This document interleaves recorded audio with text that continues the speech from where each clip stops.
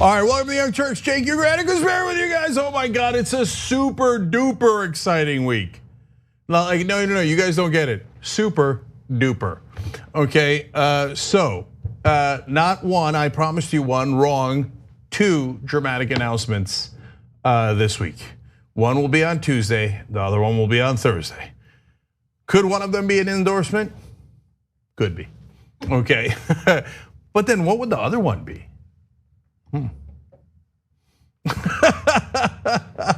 Okay, do not miss the Tuesday or Thursday show, okay, or both.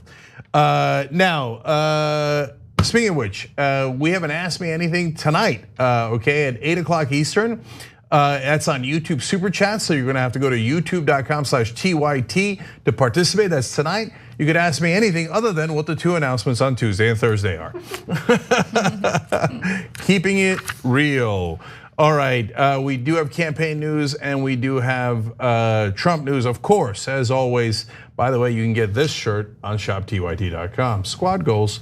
All right, speaking of which, these four are not completely united on endorsements. Right. Yes. Why, is that like a foreshadowing? Oh, is it? Oh, no one knows. No one knows. All we're doing is having fun. I have no idea, by the way, who he's gonna endorse. Like, I think I have an idea. Anyway, later in the show, by the way, we're gonna do some international news, including the military coup that just took place in Bolivia. Yes, that's a super important story. Yeah. All right, so let's get started. All right. So tonight we say to Michael Bloomberg and other billionaires, sorry, you ain't gonna buy this election. That's Senator Bernie Sanders at his Iowa rally over the weekend. AOC also attended and spoke about various campaign issues, but more importantly about Michael Bloomberg entering the race. And now we have some reporting indicating that Bloomberg had a conversation with Jeff Bezos, the head of Amazon. And during an interview with the Des Moines Register, both Bernie and AOC had some interesting things to say about that solidarity between Bezos and Bloomberg. Now, according to Vox, sometime after Amazon pulled the plug on plans for a New York City headquarters in February of this year, the city's former mayor, Michael Bloomberg, received a call from Amazon CEO, Jeff Bezos. Bezos was calling with a question for his fellow billionaire and media mogul: would Bloomberg consider entering the 2020 presidential race? Now, at that time, Bloomberg essentially said no, but as we all know, he has decided to reverse his decision and he is considering, he's more serious about running. Now, Sanders couldn't contain his laughter to speak when he was asked about this by the Des Moines Register. And AOC stepped in to answer the question, saying, of course, they've got class solidarity. The billionaires are looking out for each other. They're willing to transcend difference and background and even politics. The fact that Bill Gates seems more willing to vote for Donald Trump than anyone else tells you everything you need to know about how far they're willing to go to protect their excess at the cost to everyday Americans. So with that said, I want to go to one more clip from the rally that took place over the weekend, and then we'll discuss. The campaign is going to end a corrupt political system dominated by billionaires and wealthy campaign contributors.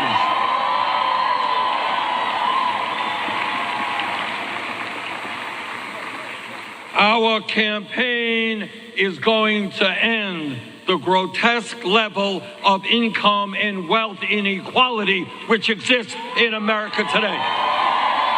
You're not gonna buy this election by spending hundreds of millions of dollars on media in California. Those days are gone. By the way, Bernie Sanders also told the Des Moines Register, quote, Jeff Bezos worth $100 billion supporting Mike Bloomberg, who's worth only $50 billion. That's real class solidarity. I'm impressed by that grassroots movement. To be fair, Jeff Bezos is worth $150 billion. So that's 200 between them. Jeez. So wait, what did I say? You said 100. It's actually 150. Oh, my bad. I misread. 150. Because I'll tell you who's going to complain about that is Jeff Bezos. He's like, well, hey, you think I only have $100 billion? Yeah. Now remember, poor me. Okay, duly noted. So I want to note a couple of things that are important about this story. First of all, Bloomberg didn't call Bezos to ask him if he should get in. Bezos, who's not only the owner of Amazon, but the owner of the Washington Post, called Bloomberg asking him to enter the race. Interesting note, very interesting note. Now between them, the two billionaires own the Washington Post and Bloomberg News. That's a giant part of the media. So when we say there might be corporate media influence in favor of the establishment and the reporters and editors feign outrage, or maybe they really are outraged, but it goes to show you how thick their bias is. They're like, oh, you're saying like that the owner of the Washington Post worth $150 billion has a bias in favor of billionaires, and that he would maybe even call another billionaire to try to enter the race to make sure that his top critics like Bernie Sanders doesn't win. Outrageous conspiracy theory, except that it actually totally happened. Yeah. So now you can say, hey, as a reporter for the Washington Post, it doesn't affect me. I hope that's true, and I think probably in some cases it is true. But I think also in some cases, perhaps it does affect you. At least some of you, and certainly in Bloomberg's case as well. So, they say, oh, if you're progressive, then we're gonna call you biased. But if you're in favor of billionaires, well, that's just being objective, right? I mean, you do see similar behavior abroad. I mean, in Latin American countries, you have staged military coups, right, to do away with leftist leaders. And then in America, I mean, we've been having corporate coups when you really think about it. We've had corporate influence over our elections for how long now? And their influence has only gotten stronger throughout the decades. And so when a progressive calls them out on it, when a progressive calls out Jeff Bezos or other corporate executives for their influence over our elections, they're so aggrieved by it. They're so angry about it. Yeah, I'll tell you what I'm angry about is that when the corporate media says that they alone are objective and that their perspective should be privileged, that the status quo and the establishment, in essence, implicitly, is the correct point of view. It is the objective point of view. And that anything outside of that is by definition biased. That is actually the worst form of bias. Saying, no, my perspective isn't even a perspective. It's preposterous. And it privileges wealth and power and the elites. And that is what the Washington Post does on a lot of occasions, not all, but a lot. And certainly Bloomberg News as well. And by the way, also to be fair to them, because that's exactly what we do on the show, a lot of times Bloomberg News breaks fantastic stories. And so they've got real investigative journalists at both of those organizations. They've got good editors in both those organizations. But the billionaires to the top are doing most of the hiring, or it's trickling down, obviously. And what you have is, in a sense, trickle-down economics in media, where the billionaires do all the hiring decisions that then trickle down to all of the folks who have a groupthink that the establishment is awesome, and any kind of change, especially from the left, is radical and biased and unacceptable. And I want to add one more thing here. Look, the relationship with Bezos and Bernie Sanders is not a theoretical one. It's not, hey, just ideological or hypothetical. It's real. He did a Stop Bezos Act, Bernie Sanders did in the Senate, and it totally worked. It pressured Amazon to increase their minimum wage at their company to $15 an hour across the country. So it cost Bezos money. I mean, he might have been at 151 billion right now if it wasn't for goddamn Bernie Sanders in his mind, right? He don't like that. Yeah, and so, and if you remember, there was a just huge celebration of the actual workers of Amazon when that news was announced. And in fact, Bernie Sanders in that case happens to be one of the very, very, very rare politicians that actually got anything done, let alone increased your wages. That's a gigantic difference. He was joined by Ro Khanna in doing that on the House side. And that worked. And so that is what actually bothers the Jeff Bezos of the world the most. Remember, every dollar they pay you in wages is a dollar they don't get to keep in profit. So they are by definition opposed to their own workers. The people who are supposed to stand up for you are your representatives, the government. And when the government actually does its job is when the billionaires get the most upset. So they see a guy like Sanders and they think, uh-oh, he might actually represent the people, and we can't have that. Everybody go, let's all join ranks. You run, I'll back you, right? Whether it's with money, it's with media, etc. But we cannot have real representatives of the people. And that's the reality of the powerful and elite in this country.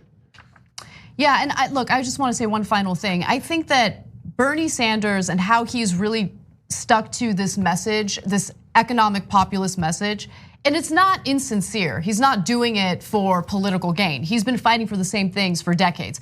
But I think that that message really does resonate with people of all political ideologies, right? It doesn't matter which political group you identify with.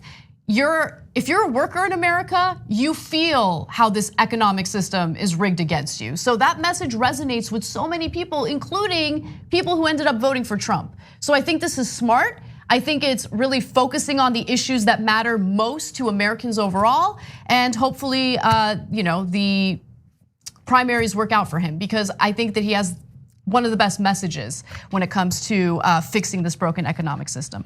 All right, let's take a quick break. When we come back, Trump's in a world of trouble. A couple of different reasons why. And then, of course, the hilarious defense by the Republicans, and then Trump getting mad about the defense. You guys have seen this cycle before, right? It's a new cycle with a similar story, but it all ends with the same 4 words. Tick, tick, tick, tick. We'll be right back.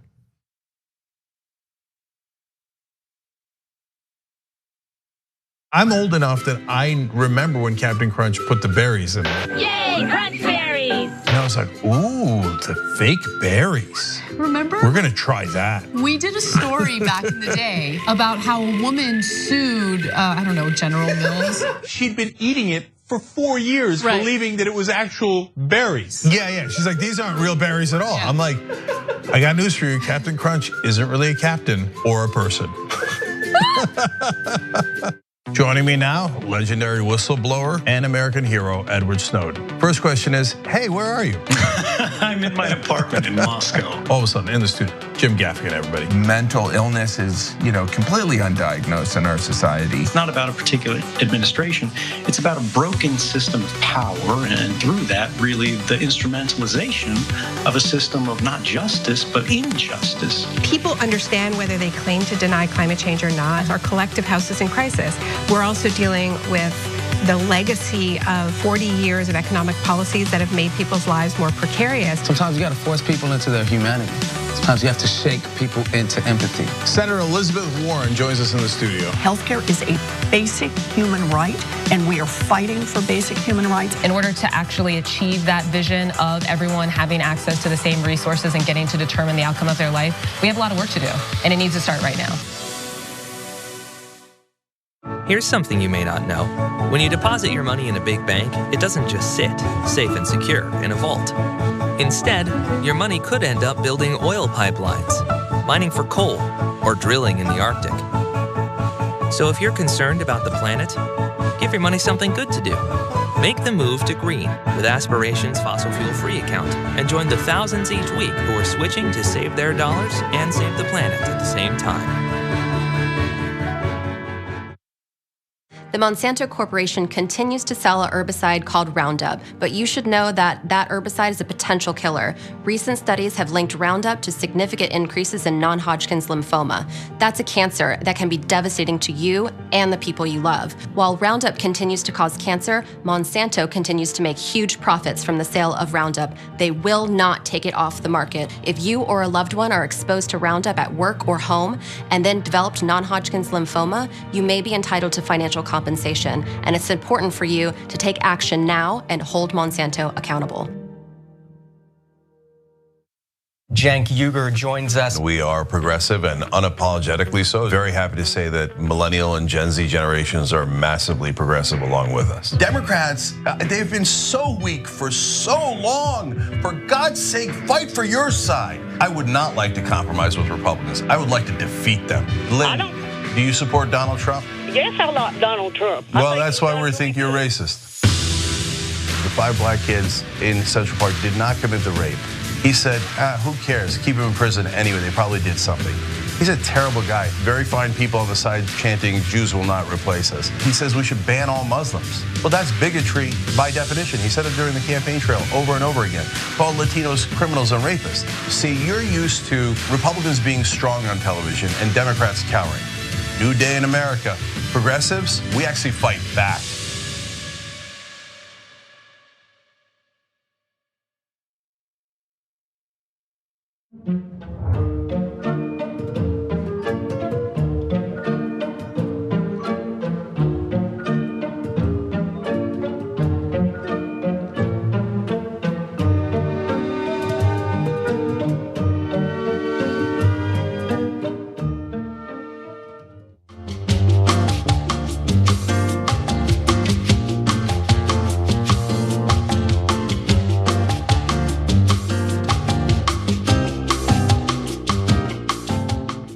All right, back on the Young Turks. So lots of comments, of course. Cray Cray Souffle in the member section says, ooh, stop teasing already, Cenk, it's torture. When are you making these announcements? Did you give a date? Yeah, Tuesday and Thursday. Oh, okay. Oh, I see, because there's 2 different announcements. Oh, okay. When is the endorsement? I don't know. I guess you'll have to tune in on Tuesday and Thursday to figure it out, isn't it? Well, I didn't say there was gonna be an announcement, I said, or an endorsement. I said there might be an endorsement. Yeah, that means there's gonna be an endorsement, come on. I don't know. All right. I don't know, anyway. Inquiring Minds apparently wanna know. We do have an Ask Me Anything tonight, YouTube Super Chat. I won't answer those 2 questions, but you could ask them. And we'll have fun with it. Or you could ask it in intriguing different ways. Maybe you'll get something out of me. Ooh, I like that too. YouTube.com/TYT to participate in that. You can start right now on YouTube Super Chat if you want. All right, anyway, Kanasco this right said, please, Evil Jeff, take Michael Bloomberg and get into the Blue Origin rocket ship and take off for Mars pronto. Look, I don't know that any of these guys are evil, and maybe some of you guys disagree with me. I don't even know what the word evil means, but I do know it is weird that the billionaires are planning to go to Mars. Right? I mean, yeah, they destroyed this planet. They need some safety in a different planet, right? Right. How about we fix the planet we're on and the only, for the moment being, habitable one? So, God, it's such a terrible plan B to literally leave the planet. But how are they gonna make their billions in profit? Yeah, well, there's a lot of things to exploit at Mars. Good luck with that. I'm angry gumball, or I'm an angry gumball writes in, Bezos endorses Bloomberg, mafiosos stick together. Again, I don't know if they're mafiosos or not, but their monopolies are an issue, and that's where Stone Cold Kasperian Stunner writes in. Oh, I like that. By the way, Trump, in response to that last tweet, is, I'm the best mafioso. Okay, yeah. I'm the biggest mafioso. The strongest one. In fact, I invented the mafia. You think he won't say it? Anyway, Stone Cold, anyway, as I told you, that person writes in, far too many monopolies need to be broken up. The concentrations of wealth and power from these monopolies is the backbone of the corruption eating away at our nation like a cancer. Look, we make point out those issues with the owners of Washington Post, Bloomberg News, and the establishment gets shocked and chagrined and et cetera. I have a prediction for you guys. They're going to accuse the Young Turks soon of like, oh, it's unacceptable what they're doing. Can you believe what they're doing? In regards to name it, right? How about you guys and your owners? Well, no, that doesn't count. That doesn't count. It only counts when you do it. Anyway, other Russert wrote in on Twitter, the owners are oppositional to the workers. We're watching Cenk align with workers' class consciousness, hashtag up the revolution. Again, it depends and there's nuance, guys. In some companies, they don't have to be opposed. But unfortunately, in the current system that we have, especially for public corporations, where they must legally maximize profit, it does put you in a situation where every dollar you give the employees is a dollar you don't maximize for shareholders. And that is a deeply problematic system. I believe it can be fixed, but it has to be fixed. It's not right now. That issue is massive and contaminates our entire system. And last one, I'll just do one. Homos here writes in, Bernie by himself is a progressive freight train. Bernie with AOC is an unstoppable force. Hashtag Bernie 2020. Okay. Anna, what's next? Well, I want to announce that we will be doing special coverage of the debate next week in Georgia. And so you can check us out like you typically do. The panel will consist of myself, Ida Rodriguez, John Idarola, and JR Jackson. We will go live on November 20th at 11 p.m. Eastern time, 8 p.m. Pacific. Just go to tyt.com/live to watch. And while the debate is happening, we will not be on air. We'll be watching the debate and producing our coverage for you. And then again, at 11 p.m. Eastern time, we will go live and give you our analysis. And by the way, guys, if you're going to Georgia, we're gonna have a bunch of great political speakers there, including some of the candidates from Georgia, including a Senate candidate, Ted Terry and others. So tyt.com/rally to get information, sign up there so you can get information about where the meetup's happening, where the speeches are, when they are, et cetera. That'll be on the day of the debate. So I'll be in Atlanta while Anna and John and the others are doing the show here. I can't resist one more tweet. I bathe in Tommy Lawrence's tears, writes in. Jeff Bezos can help fund Bloomberg's presidential run, but cuts healthcare to 1,500 Whole Food employees. See, that's the thing I can't get past, man. I think that capitalism and corporatism are totally different. I think capitalism is redeemable. I think corporatism is despicable. I think this, and I've talked about the distinction between the two. But when you have people saying, oh, I'm sorry, I can't afford healthcare for employees, or I have to cut your wages, or I can't increase your wages, at massively profitable companies run by people who are billionaire on top of billionaire, there's just no excuse for it at all. Anything they tell you about how they can't do something is definitely a lie. Okay, I want to be clear about that. All right. All right, well, we have a ton of impeachment related news today. Lots of stuff that's not so good, very bad for Donald Trump. So. A Giuliani associate has communicated with congressional impeachment investigators in regard to the White House's demands for an investigation into the Bidens in order to basically give the Ukrainians certain things that they wanted from the White House. So Lev Parnas is the Giuliani associate at the center of this story. He told a representative of the incoming government of Ukraine that it had to announce an investigation into Trump's political rival, Joe Biden, and his son, or else Vice President Mike Pence would not attend the swearing in of the new president, and the United States would freeze aid. Now, this is huge. This is huge for a number of different reasons. It certainly implicates Giuliani, who is not a White House official. He is Donald Trump's personal attorney. And also, remember, Vice President Vice President Pence did not go to the swearing in for Vladimir Zelensky, at the time the incoming president of Ukraine. Now, this all went down before the new Ukrainian president was inaugurated, obviously, back in May. Now, Rudy Giuliani flat out denies these claims. He told the New York Times, quote, "Categorically, I did not tell him to say that." Now, Parnas, who is preparing to share his account with impeachment investigators, directly links Giuliani, the president's personal lawyer, to threats of repercussions made to the Ukrainians, something he has strenuously denied, something that Giuliani has denied. Now, another participant in the meeting, Parnas's business partner, Igor Fruman, said Parnas's claim was false. The men never raised the issues of aid or the vice president's attendance at the inauguration, and that's according to lawyers who represent Fruman. Now, both Parnas and Fruman are facing some serious campaign violation charges because the two are Soviet-born and worked with Giuliani to further Trump's interests. They also used shell companies in order to funnel money to Donald Trump's campaign. So that is against the law, and they're facing serious charges as a result of that. So a couple of things here. Parnas, the others are saying, oh, no, we didn't ask the Ukrainians to do any of the things that now at least half a dozen government officials have said, yeah, we definitely asked them to do that.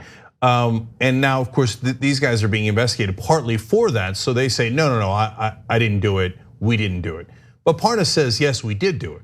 My question is, what's Parnas's motivation if they didn't do it? Well, why would he just come out randomly and be like, yeah, I'm guilty? Maybe there's a reason, right? But it seems unlikely. What's more likely? One guy turns on the others because they actually committed the crime, or none of them committed the crime and one of them just randomly raises his hand and goes, yeah, I'd like to go to jail for something I didn't do, and throw everybody else under the bus. It's possible, but not likely, okay? So now, in terms of latest developments, now a State Department official, Catherine Croft, we have her testimony, and she says that the Ukrainian government knew, quote, very early on what basically the deal was, which is give us an investigation of the Bidens, and then the nonsense conspiracy theory about the server in Ukraine, and in return, we'll release the aid. And apparently it was made clear to the Ukrainians that the holdup of the aid was not a bureaucratic issue. In other words, it's not held up in red tape, it's not just normal proceedings. No, we want to be super clear. You investigate my political opponent, otherwise you do not get the aid that the United States government has promised you and has already passed through Congress. So that's extortion 101. That's why John Bolton, who we'll get to later in the show, said, I don't want to be any part of this, quote, drug deal. By the way, one other thing that Parnas and Fruman wanted was to do away with Marie Yovanovitch, who was the ambassador to Ukraine. So that was one of the things that they accomplished through their support toward Donald Trump. Obviously, Donald Trump did away with her, and she later testified to congressional investigators in the impeachment investigation about what was going on in the White House and the types of deals that were being made between the Trump administration and the Ukrainian government.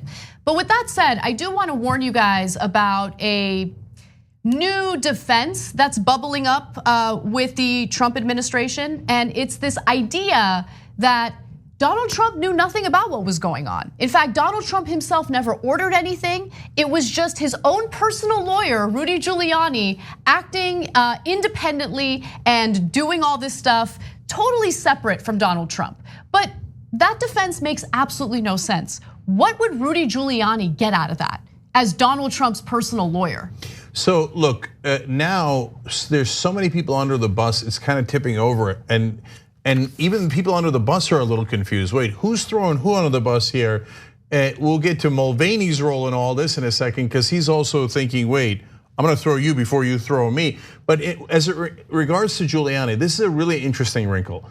So Giuliani is also under investigation by Manhattan prosecutors and the FBI over whether he illegally engaged in lobbying for foreign interests in connection with the Ukrainian efforts. Now, that is not the same as Trump's extortion of Ukraine. So it's Now, so that opens up a couple of possibilities. Giuliani is getting paid by a foreign government to get involved in this mess and is not working in Trump's interest, certainly not working in the US interest, and has not registered as a foreign agent. He would be in massive trouble over that, right? And that is a Giuliani issue, and to be fair, if that were true, not a Trump issue. On the other hand, what is more likely and what seems to be on the record is that Giuliani, not working for a foreign government, but working for Trump, his actual client, went and tried to do this extortion deal. So now that's why Giuliani keeps saying on Twitter, hey, I was just working for the president. I wasn't working for any government. We all are looking at this, and we covered on the show last week going, why are you admitting to crimes? Because if you're not working for the US government, then you are illegally asking the Ukrainian government for a benefit to just Donald Trump personally. And that would be the extortion, as opposed to serving American interests. But the reason Giuliani is saying that is because he doesn't want to go to jail. He's saying, hey, I'm not working for the Ukrainians, I'm not working for the Americans, I'm not working for any government. So if you're gonna throw Trump or anyone else in jail for extortion, you deal with that. But I didn't do it. I didn't work for any of those governments. I was just representing my client. So you see how Giuliani in all of those appearances, while wild, erratic, and crazed and looking like he's defending Trump, in some ways might not exactly be defending Trump. He might be protecting himself. I wasn't working for any official government, so you can't convict me of that crime. And if my client did extortion, hey, I'm just his lawyer. I'm just, what do I know? I'm just helping him carry it out. Yeah, that's right, which I don't think is a great defense. Right. But that's why you're seeing these different statements that otherwise don't make sense. And you're not wrong that it's hard to keep up with, wait, who's on which side here? Because a lot of the rats are leaving this sinking ship. And none of them are good guys. They're all rats, but they're fleeing in different directions and have different legal problems. And that's why you're seeing the varying statements that you're seeing in the press. And I think there's also a possibility that Giuliani is guilty of both, right? Because the 100% right. The work that Giuliani was doing, aside from Trump, was, he was getting involved with foreign governments. And so there could be some wrongdoing there. But he was, based on what we know and what we've talked about on this show, the testimony that we've heard or read about, it does appear that he was acting as Donald Trump's personal attorney as well. I mean, if you look at the memo of the phone conversation that Donald Trump had with Vladimir Zelensky, it's abundantly clear that Trump is telling Zelensky to get in touch with both William Barr and his personal lawyer, Rudy Giuliani. Yeah, so guys, I wanna just expand on that for 1 second here, because this part of the case is very important because it could bring together both of these issues and have Giuliani and Trump be guilty for both the same reason and different reasons. I know it's complicated, but let me explain. Parnas and Fruman are the guys who are Giuliani's partners and who have been arrested, right? So one of the charges in the indictment that came out on October 10th accused the man of illegally routing $325,000 contribution to a political action committee, supporting Trump through a shell company, and linked them to an effort to recall the US ambassador to Ukraine, Marie Yovanovitch. Yovanovitch, thank you. And so those guys might be working either for themselves or for a foreign government to remove the Ukrainian ambassador. But Trump also wanted to remove the Ukrainian ambassador because he thought she wasn't pushing hard enough to investigate the Bidens. And Giuliani is right in the middle with both of those different characters and might have an interest in removing the Ukrainian ambassador because he's getting paid, possibly, this is the investigation, possibly by a foreign government to remove that ambassador, and also under the orders of Trump to remove the ambassador to start a trial of the Bidens in Ukraine, okay? So that's why Giuliani is so important to this, because he could be involved in two different criminal enterprises, which in this case would have the same goal, and they did in fact remove that ambassador. Yep. Oh God, the story just gets juicier. Well, there's more about Donald Trump feuding with Republicans, and this is probably my favorite update on the impeachment investigation because no one can get their story straight. So, Donald Trump has been feuding with Republican lawmakers who are not using his preferred defense when it comes to Trump's phone call with Ukrainian President Vladimir Zelensky. Now, to give you a little taste of what Trump does not like when defending him, let's go to Representative Mac Thornberry. It has been one-sided from the beginning. Congressman, you're again talking about the process. I ask you about substance. How do you fend against this substance? Well, as you know, maybe you know, Martha, I believe that it is inappropriate for a president to ask a foreign leader to investigate a political rival. Now, it leads to a question. If there's a political rival with a family member who's involved in questionable activity, what do? Just let them alone. But set that aside. I believe it was inappropriate. I do not believe it was impeachable. Now, the fact that Representative Thornberry kept referring to the phone conversation as inappropriate is something that's been really getting under Donald Trump's skin, because he's been repeating over and over again that the phone call was perfect. It was a perfect call. In fact, he went at it on Twitter saying the call to the Ukrainian president was perfect. Read the transcript. There was nothing said that was in any way wrong. Republicans, don't be led into the fool's trap of saying it was not perfect, but is not impeachable. No, it is much stronger than that. Nothing was done wrong. Now, we're about to go into the so-called transcript in just a minute to show you just how imperfect it is. But Cenk, jump in. So, look, even outside of the context of the criminal actions of the president, which I'll get back to in a second, think about what a lunatic he is. If you had anybody like this in your personal life, you'd run for the hills. My call was perfect. I've had a lot of really good calls. I don't think any of them have been perfect. What does that mean, right?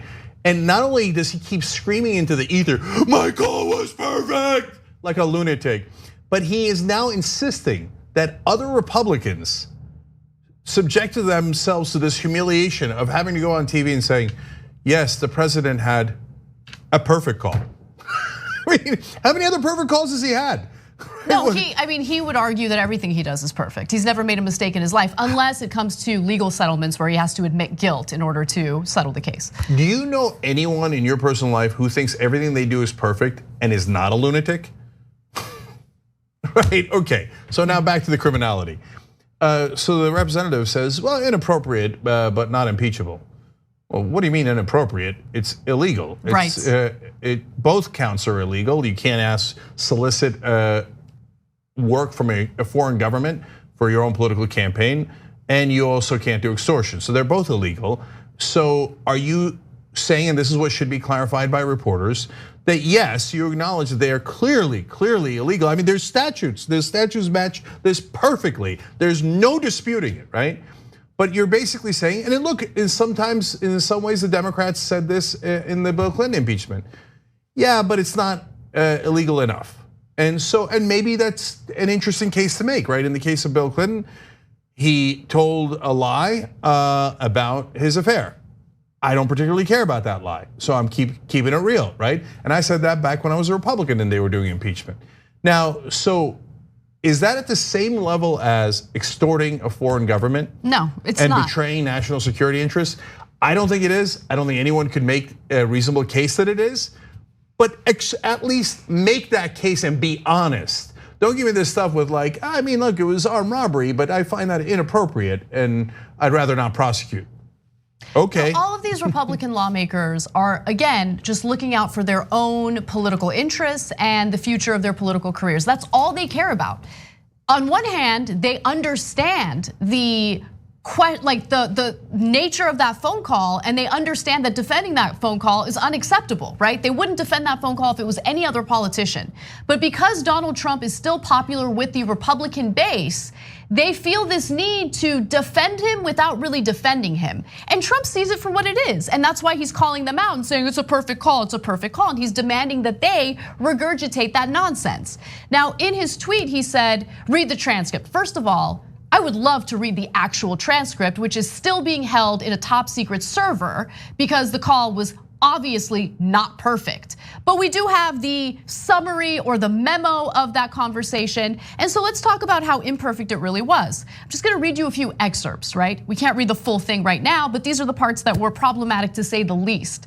So here's Donald Trump during that phone conversation with Vladimir Zelensky. He said the following: I would like you to do us a favor though, because our country has been through a lot and Ukraine knows a lot about it. I would like you to find out what happened with this whole situation with Ukraine. They say CrowdStrike, the server, they say Ukraine has it. So that's where he wants Zelensky to do him a favor in investigating that so-called server. This is part of that nonsense conspiracy theory where Trump thinks Ukraine meddled in the elections, not Russia. Okay, so number one, you mentioned CrowdStrike, that is specifically about your election in 2016. And this is my point about how the rest of the media doesn't acknowledge how incredibly unintelligent Donald Trump is. That's a wild, crazy conspiracy theory. And Trump commits an incredibly illegal act over something that isn't even remotely true. It has no chance of being true because he's such an idiot. Like, if you're gonna bother committing an illegal act, at least investigating the Bidens would hurt your political opponent. That's the second thing that he asked for. At least I understand the logic of that, as opposed to like, oh, I hear you have a secret server hidden into Ukraine. Go find it, do me a favor, okay? So does any of this sound perfect to you? Of course it's not perfect. That's why Republican lawmakers can't defend the substance of this call. Now let's go to Vladimir Zelensky. As you guys already know, Trump kept urging Zelensky to talk to his personal lawyer, Rudy Giuliani. He is not a government official. He's not an elected official. He's not part of Trump's administration. He is Trump's personal lawyer. And Trump kept pushing Zelensky to speak to him. And so at one point in this conversation, Zelensky said to Trump, I will personally tell you that one of my assistants spoke with Mr. Giuliani just recently, and we are hoping very much that Mr. Giuliani will be able to travel to Ukraine and we will meet once he comes to Ukraine. I just wanted to assure you once again that you have nobody but friends around us. Okay, it's a little questionable. Then of course there was the proposal to investigate the Bidens. And here's what Donald Trump said in the summary of this phone call.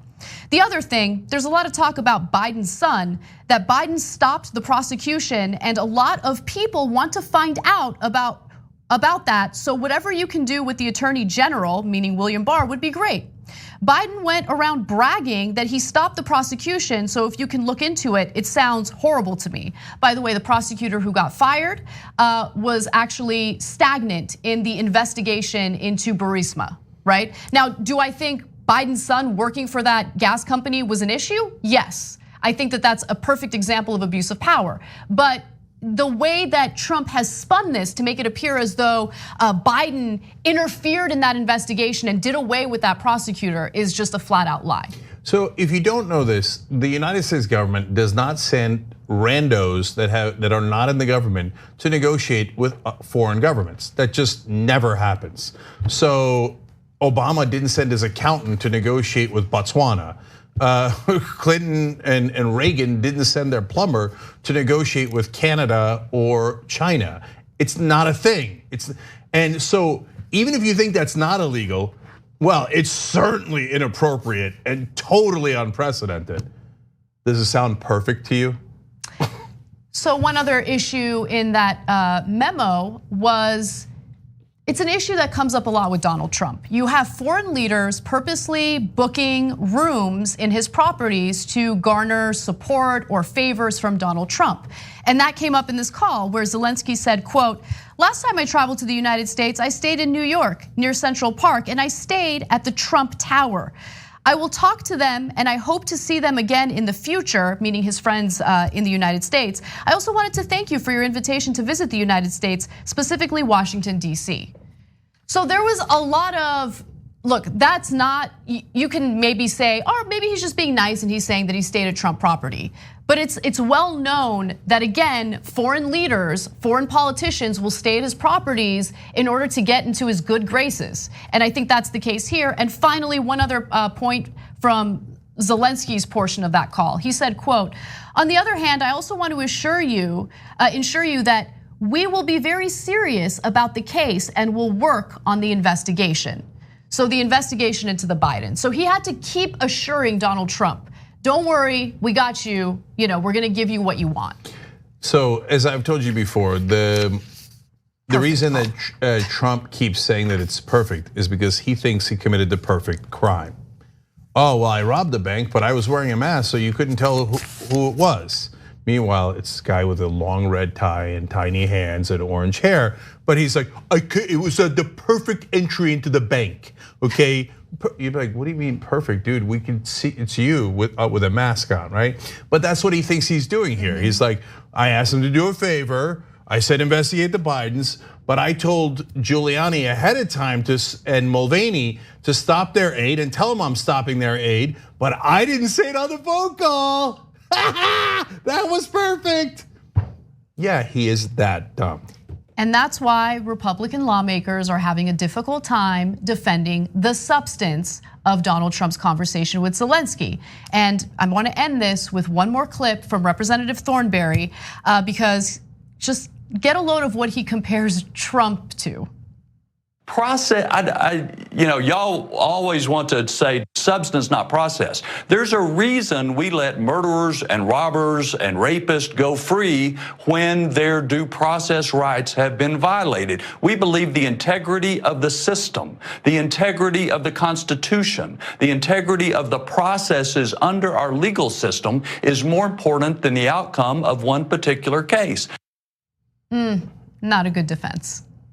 Right, comparing him to robbers and murderers. The process, by the way, is constitutional. There haven't been any issues with the process whatsoever. The impeachment investigation is going to become public this week. And there is no indication that congressional lawmakers who are part of this impeachment investigation have done anything wrong. The closed door sessions were completely legal. And part of the reason why is because you had John Boehner back in 2015 accomplishing closed door sessions in the Benghazi hearings. So now I guess we gotta ask the Republicans, do you think murder is still illegal or just inappropriate? All right, well, we gotta take a break. When we come back, John Bolton, he might spill the tea soon. Bolton versus Trump, the battle of the bastards. We'll be right back.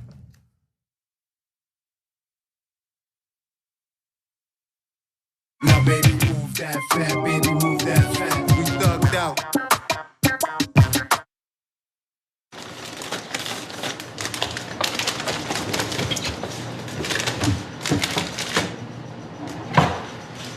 What's J&A? Ja'Cory and Arthur. You guys share a mug? Yeah, you both take our hot cocoa black. That doesn't make any sense. Plus, I'm right-handed and Arthur's left-handed, so our lips wouldn't even touch the same area. It's perfect. No, I'm not left-handed. What do you mean? I've seen you type with your left hand. Yeah, and also with my right hand. That's how typing works.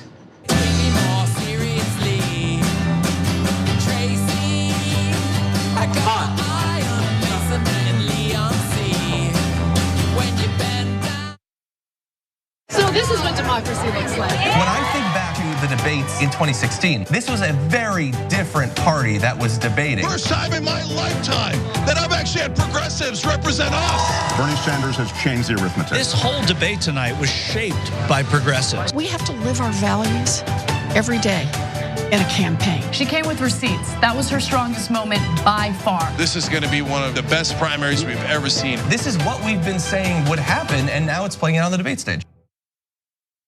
The Monsanto Corporation continues to sell a herbicide called Roundup, but you should know that that herbicide is a potential killer.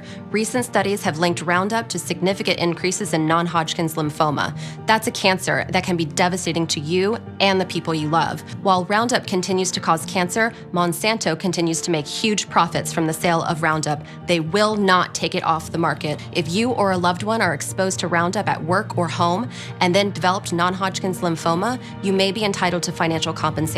And it's important for you to take action now and hold Monsanto accountable. we are onto something that is going to be amazing. But what we need is your help. The number one problem is there's too much power in too few hands. Every single problem that we have can be traced back to dark money. They take large donors, they serve large donors. So these handful of gatekeepers try to dictate everything. Like all of you already know, they don't work for you, they work for their donors. So fire them and hire people who will only work for you that say no corporate backed money. We are going to change the way we elect candidates in this country. Uncorrupted Democrats. We're going to fight for the issues and win on policy. This is incredibly personal. We need free health care for everyone. We're fighting for $15 minimum wage, single payer health care, debt-free college, and we are going to get money out of politics once and for all. I've taken a public pledge not to accept any corporate money. Because the last thing we're going to do is go into another presidential election and run a corporatist against a populist candidate. At some point, the buck needs to stop, and it's gonna stop with us. It's gonna stop with Justice Democrats. So who are we? People who do not take corporate PAC money. We're relying on small donors. 99.9% of our contributions came from people. You're a Just Democrat, so you don't take any corporate PAC money. I'm not influenced by money. As a Justice Democrat, I made that pledge. Not a betting. Absolutely no. I will go to Congress unbossed and unbought. We try to create a government which works for all of us. That is what America's about, and that's what a representative democracy should be about. We are just getting warmed up here. Vote for uncorrupted Democrats. The fight starts now, it starts today, and it starts with you.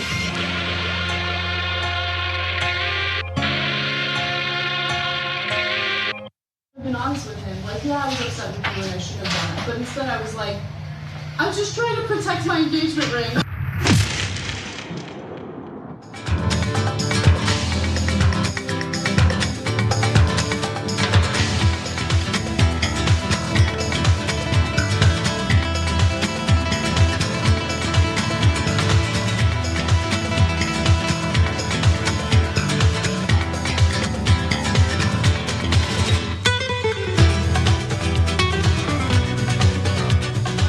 All right, back on Young Turks. Liam asked in the member section, would someone be able to tell me how I can participate in the YouTube Super Chat postgame, please? So Liam, you're a member, and I don't know if you normally watch on TYT.com. In this case, for the last hour, and it's a full hour of Ask Me Anything. So sometimes we run out of time when we do the half hour, so you guys get to the full experience here. And everybody participates, it's open to everybody. So you just leave a comment with Super Chat when you're watching on YouTube.com/TYT. That's how you do it. If you need more details, other members help them out. I'm an angry gumball, writes in, Lev Parnas looks like a sad peach. Funny, that's all.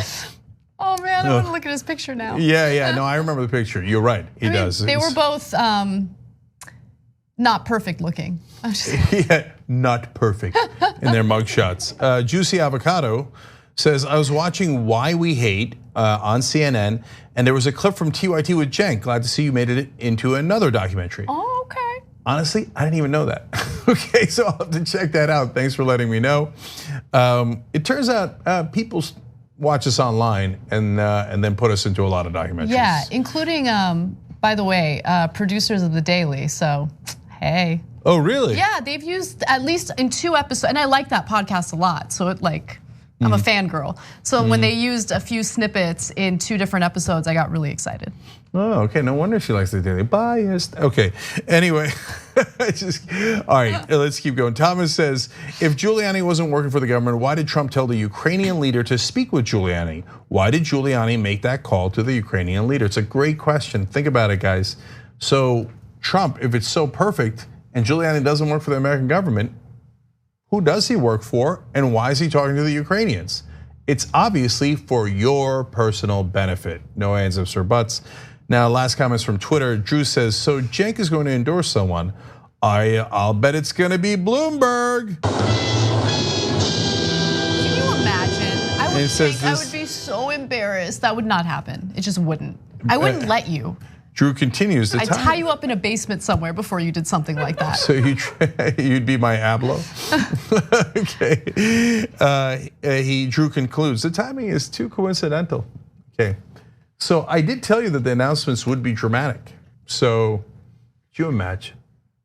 No, I literally can't.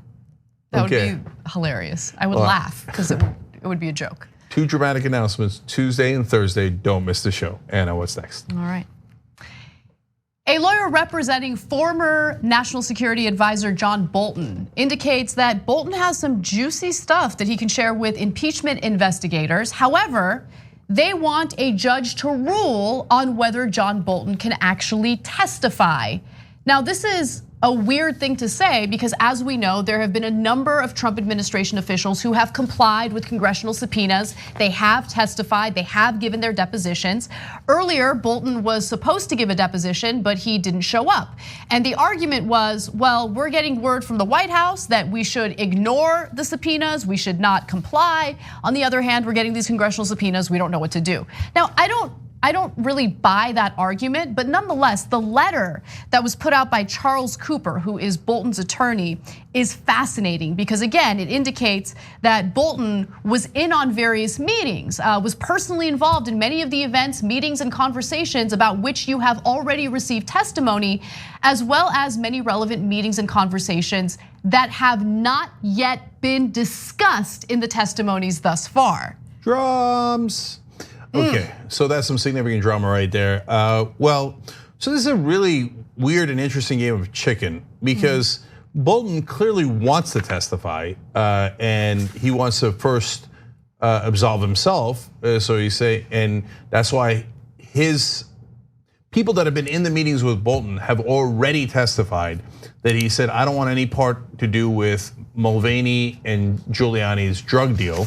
That's how he's referring to this quid pro quo with Ukraine. He also called Giuliani a hand grenade, okay, and said he didn't want any part of him. So now here he is, first of all, before this latest statement coming out saying, look, I believe in executive power, and so if the White House is saying don't testify, I'm a good conservative soldier, so I'm not going to testify. But golly gee, if Congress is making me do it, I guess I'll have to go to the courts and decide, they'll have to decide whether I should or shouldn't. And I think that he was rooting for the Democrats to press on that and for the courts to say, yes, John, you got to go in and testify against Trump. There's nothing you could do, right? Right. So now the problem became when the Democrats said, then forget it, we don't want your testimony, because they don't want it being dragged out. I want to get back to that and what the Democrats should actually do. But basically, Democrats then go and say, okay, you're now obstructing justice. And it's not necessarily Bolton that they're after. They're saying this is another article of impeachment against Trump because he's stopping Bolton and the others from testifying when they have legal subpoenas to testify. This was one of the articles of impeachment against Richard Nixon. So I think Democratic strategy is a little off, but defensible. So, but that presents a problem for Bolton because he actually did want to testify because he can't wait to throw Trump under the bus. Right, but so why doesn't he just testify? I don't really understand where the issue is. Like, why is he remaining somewhat loyal to the Trump administration? Why can't he just comply with the congressional subpoenas the same way other Trump administration officials did? So I have an answer for that. So, and that's where we get into the game of chicken. Part of the reason he's not doing it is theoretically ideological, right? Because he was part of the Bush administration where they said the Cheney rule of executive power. The executive can do anything they want. The president can launch wars. The president doesn't have to check with Congress, has all this executive authority. If he now turns around and goes, yeah, I'll respond to the congressional subpoena, even though the president ordered me not to, well, that's an ideological problem for John Bolton. Dude, who cares? Just do the right thing. He's John Bolton. I know.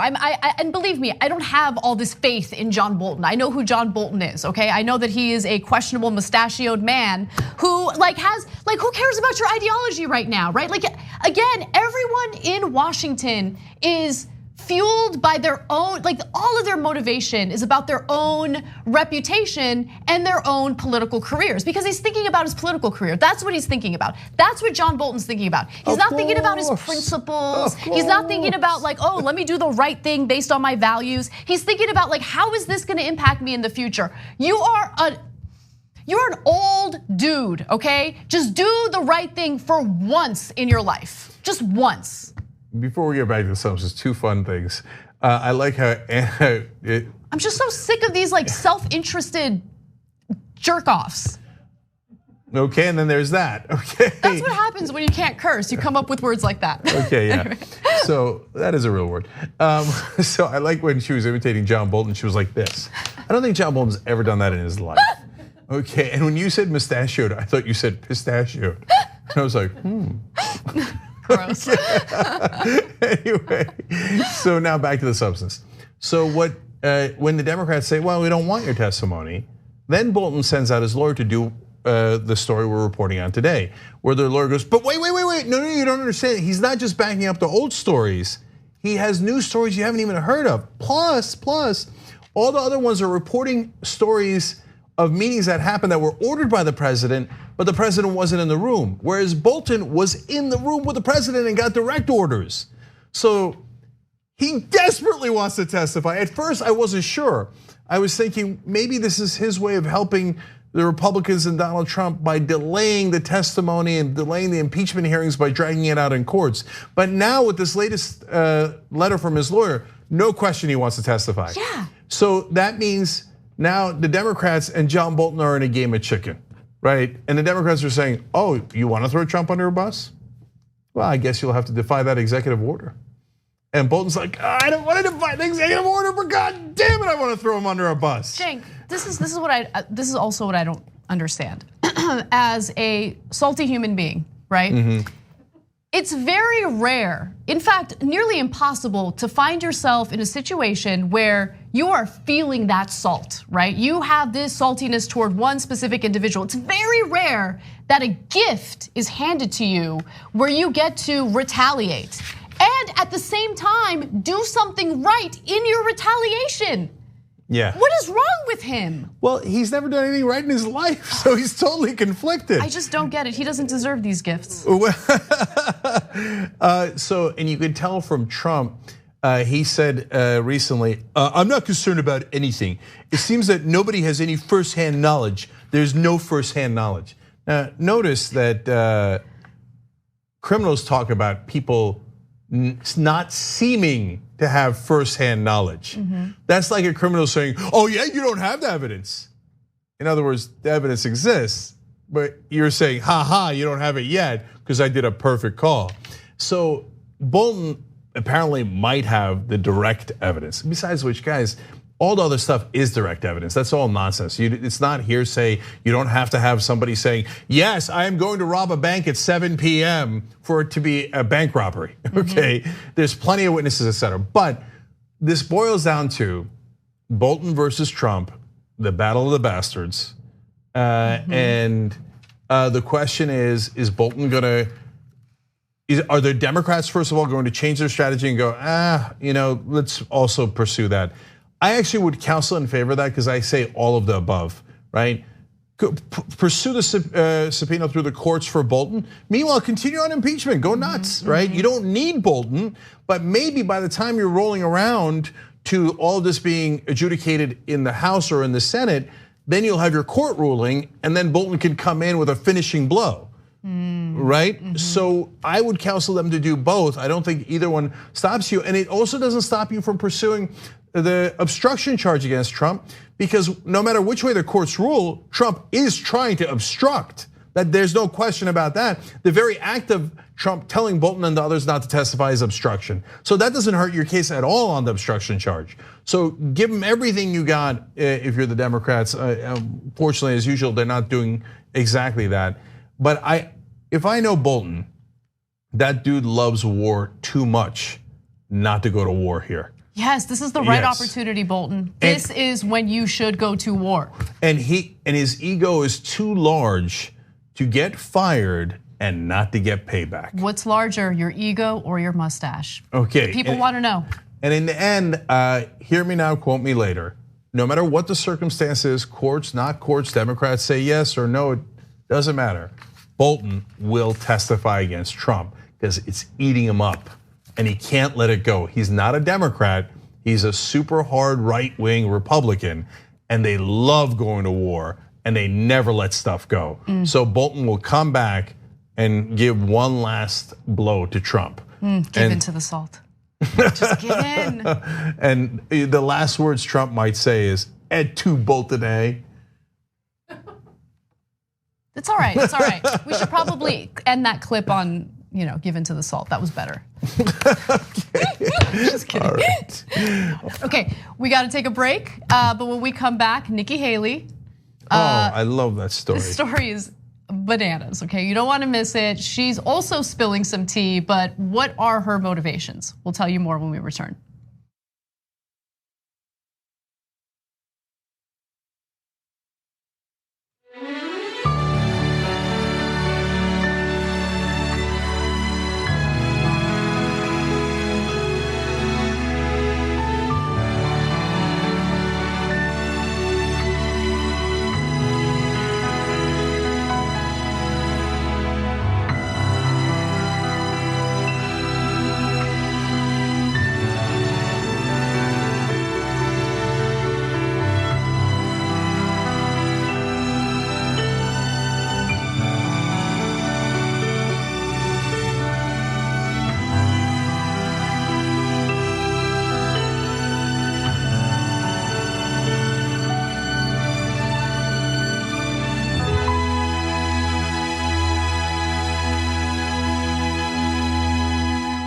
Hi, I'm Bartholomew Joseph Kyle. I do audio for the main show, The Young Turks. I also do audio for Post Game. I started in 2006. I met Cenk at the Iraq for Sale screening that was directed by Robert Greenwald. And watching that, I want to figure out a way to be part of something that's genuine and authentic. The Monsanto Corporation continues to sell a herbicide called Roundup, but you should know that that herbicide is a potential killer. Recent studies have linked Roundup to significant increases in non-Hodgkin's lymphoma. That's a cancer that can be devastating to you and the people you love. While Roundup continues to cause cancer, Monsanto continues to make huge profits from the sale of Roundup. They will not take it off the market. If you or a loved one are exposed to Roundup at work or home and then developed non-Hodgkin's lymphoma, you may be entitled to financial compensation, and it's important for you to take action now and hold Monsanto accountable. I'll predict right here for you, Chris. I think Donald Trump will leave office before his term is up. He'll be humiliated, embarrassed, and I know him. He's not going to want to lose, and he's going to run for the hills. You got that bet all day long. Okay, let's get after it. Now, so look, Cenk has made some good predictions, and this is in good fun. I could not disagree more. There's a little bromance between the two of them. You got that bet all day long, Janky, you. Oh, you stop. In the meantime, let's call him out on the damage. No, but I just got a Roku set. Did basically a little bit of channel surfing, and I was like, there we are. Yeah. There we are. And then I turned it on, and it was John and Brett on Damage Report making fun of me. Oh no. So you are so busted. I even took a picture of it, okay? They're talking about my predictions. I got a new prediction for you, John Idarola. You're doing a show that's blowing the doors off everybody. Young Turks is the largest online news network, not a big deal. We're gonna rock the boat. We're gonna be counter-establishment. We're gonna tell people the truth to the best of our abilities. We're so sick of this corruption. We're not the robots on TV. I actually care about the news. Guilty, I care. Fourth day on Occupy Wall Street. Last night we launched Wolfpack. It's us pushing our ideas out there, trying to help the country in every way that we can, trying to make this place just a little bit better. Reporting from the Hillary-Bernie debate, I gotta be honest, you know what we do, we cover it for real. For us, this system isn't working. Free and fair elections. And when he told the cops that day when they came to drag her away, and he said, if you're gonna chain her, you're gonna chain me. If you're gonna arrest her, you're gonna arrest me.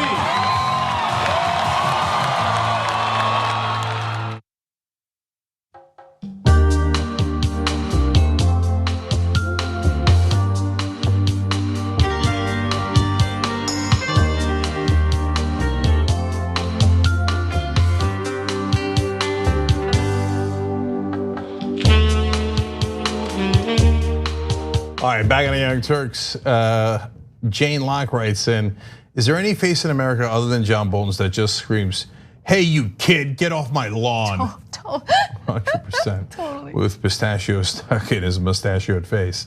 I bathe in a very stable genius's tears. Says it must burn Trump up to be attacked by the mirror universe Colonel Sanders. Quid pro Cuomo writes, and his mustache is his ego. And finally, Vern writes in on Twitter, I left the room for a snack and came back to Anna yelling, "You're an old dude, do the right thing for once in your life." I went back and put the butter away. Thanks, Anna. By the way, I mentioned his age because like he's scheming about his future political career, and it's like, just give it up. Just give it, like at what point is enough, right? Yeah. Like you got the money, you've already had your political career, like just let it go. No, go vacation somewhere, go live your life. No, his Moby Dick's still out there, and that's war with Iran. Yeah. So Ahab's gonna keep on chasing that. Okay, got a quick story for you guys that I'll deliver for you. So Mick Mulvaney has done something fascinating. He's decided to join John Bolton's lawsuit. So first of all, what's John Bolton's lawsuit?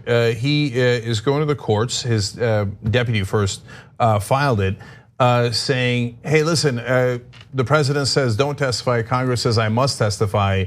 So I want to go to the courts, and you guys tell me what to do." There's two competing branches of government here. Bolton and his deputy actually do want to testify, it looks like, but they don't want to seem to be defying executive authority. Now, that's all perfectly normal. But Mulvaney joining this suit is super weird. Why? Bolton hates Mulvaney. They were barely on speaking terms when Bolton was removed from the administration. And Bolton famously said that he didn't want to be any part of Giuliani and Mulvaney's drug deal on Ukraine. It's not a literal drug deal. He was just calling the illegal activities around Ukraine, the extortion, et cetera, that Trump was doing as a drug deal. So he thinks Mulvaney is part of that deal. He knows, in fact. So he's like, I don't want you to be part of my lawsuit. Why are you trying to join my lawsuit? Then Mulvaney puts out a statement saying, I love when they do this. Here, let me give it to you. I had it right here for a second. Here we go. Okay, yes. A person close to Mulvaney said, "This is non-adversarial toward the president, and in no way indicates any distance between Mr. Mulvaney and the president." In other words, it's adversarial and there's distance. Definitely. You don't come in and say, "I'm not a witch," unless you've been accused of being a witch. Okay, you don't come in and say, "I'm known for two things in my life, being like a smart person and being mentally stable." Unless people think you're not very smart and not very mentally stable. So here's Mulvaney's buddy going out and going, "Remember guys, not adversarial. He's not throwing Trump under a bus." Oh, interesting, so he's throwing Trump under a bus.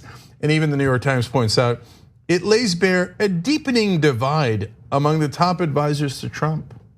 Well, I mean, look, didn't he already throw Trump under the bus by admitting that there was quid pro quo during a press conference and also saying that they do quid pro quo all the time?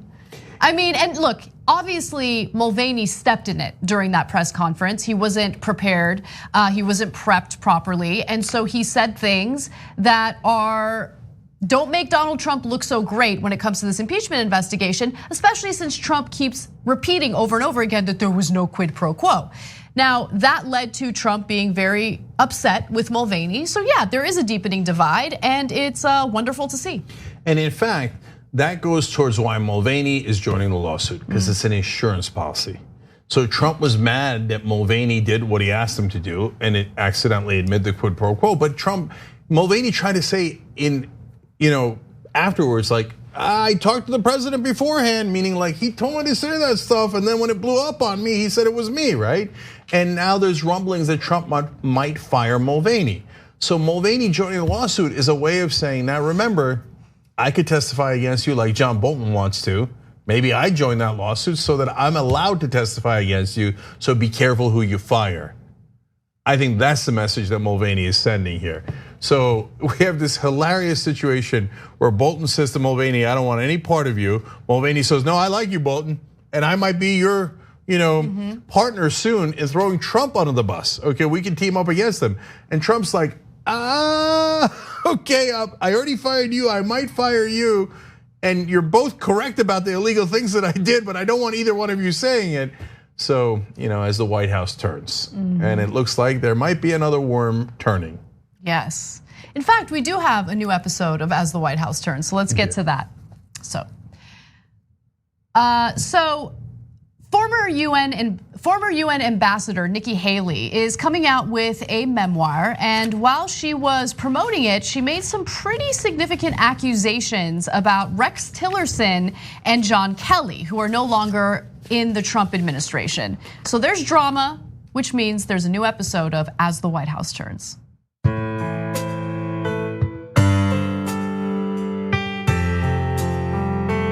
some very big mistakes. I asked for his resignation. I'm disappointed in the Attorney General.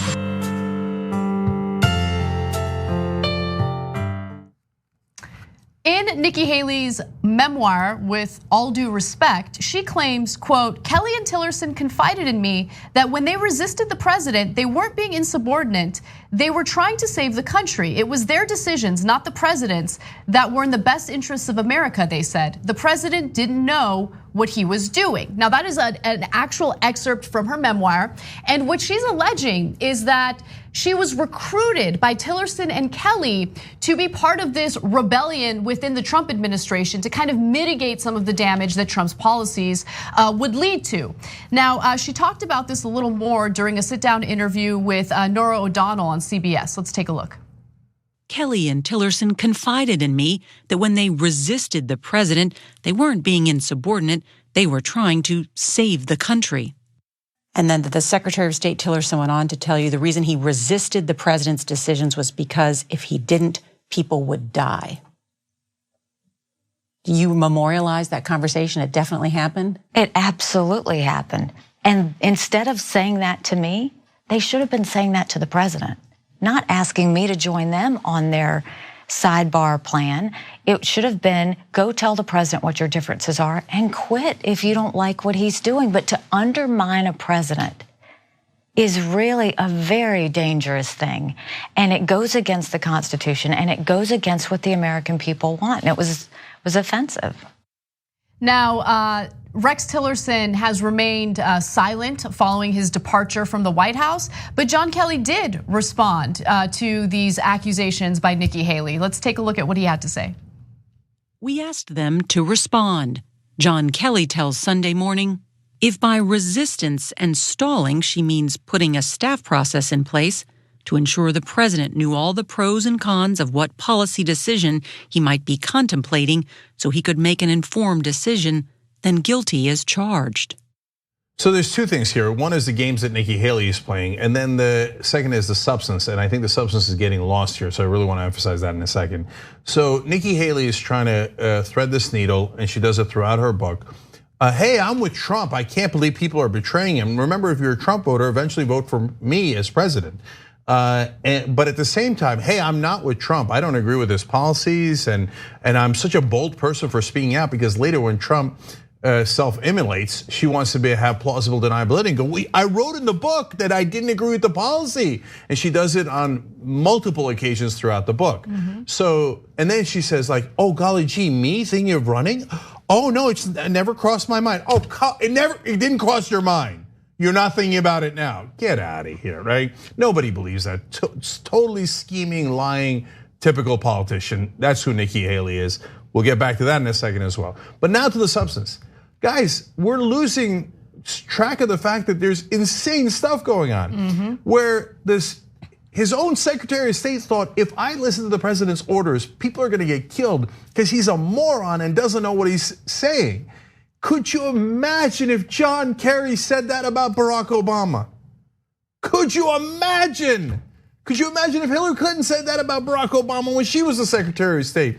It would have been the most explosive thing that ever happened, not only in Obama's administration, but in our lifetimes in covering modern politics. Oh my God, the Democratic Secretary of State said the Democratic president is endangering people's lives because he's such a moron. What, right? But now we're so used to, we're like, yeah, of course the president's an idiot, and everyone, including his Secretary of State and Chief of Staff, everyone knows it. Everyone knows he's a lunatic that endangers the whole country and the world. That's not a thing we should get accustomed to. Right. Look at John Kelly's statement. John Kelly's basically saying, if I didn't check him, he was going to commit illegal acts and get us in a world of trouble. That's his chief of staff, former chief of staff. And now finally on that point, for this portion of the conversation, John Kelly and Rex Tillerson, you want to grow a set? Yes. Okay, so what is all this dancing around the edges? Just say it, goddammit. Yes. You want to be a patriot?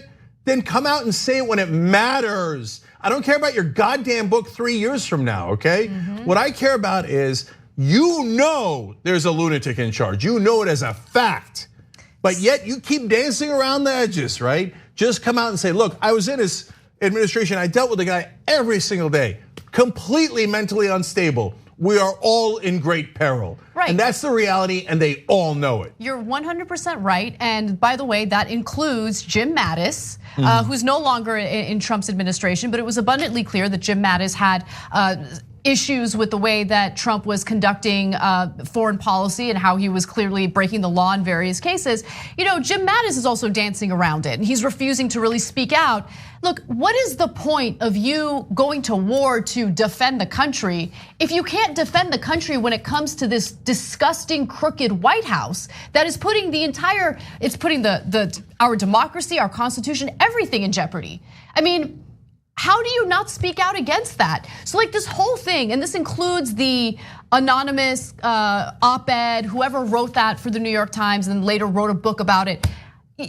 You have no backbone and you're a coward, right? All these people who refuse to do the right thing are cowards, plain and simple. And it's incredible because they can't take the heat. There will be heat if they speak out. Yes, there are Trump supporters that are dangerous, they're rabid, whatever you want to say about them. But nonetheless, if you're willing to risk your life in war to defend the country, how do you not take a political risk in doing the right thing here and speak out against Donald Trump? How? Because the thing that is most precious to them is their reputation. Well, their reputation doesn't look so good right now. Yeah, and their legacy inside the club. And one of the club rules is, if you work for an administration, you don't speak out of turn. So I'd rather not break that rule or tweak that rule. I'd rather put the country in danger.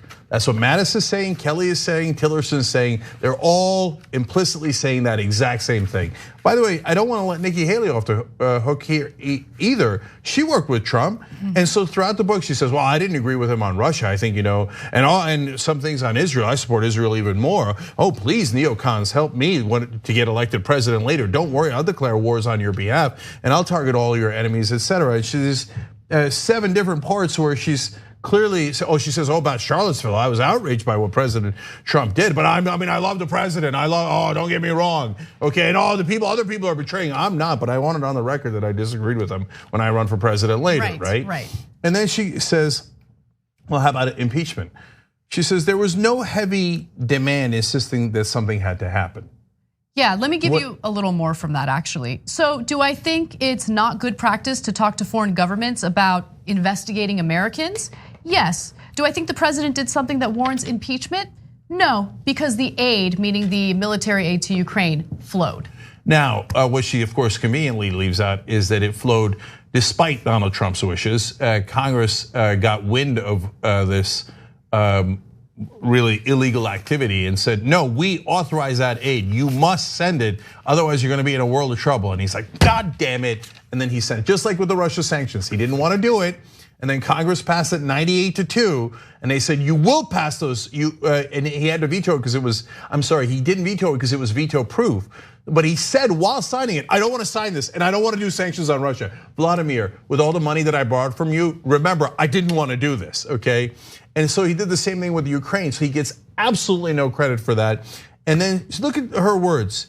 It was just a heavy demand. What does that mean? I mean, I guess when the mob goes and extorts someone, when they say, well, we could break your legs or you could pay us. Hey, listen, it's just a heavy demand, just a heavy demand. She said, not good practice.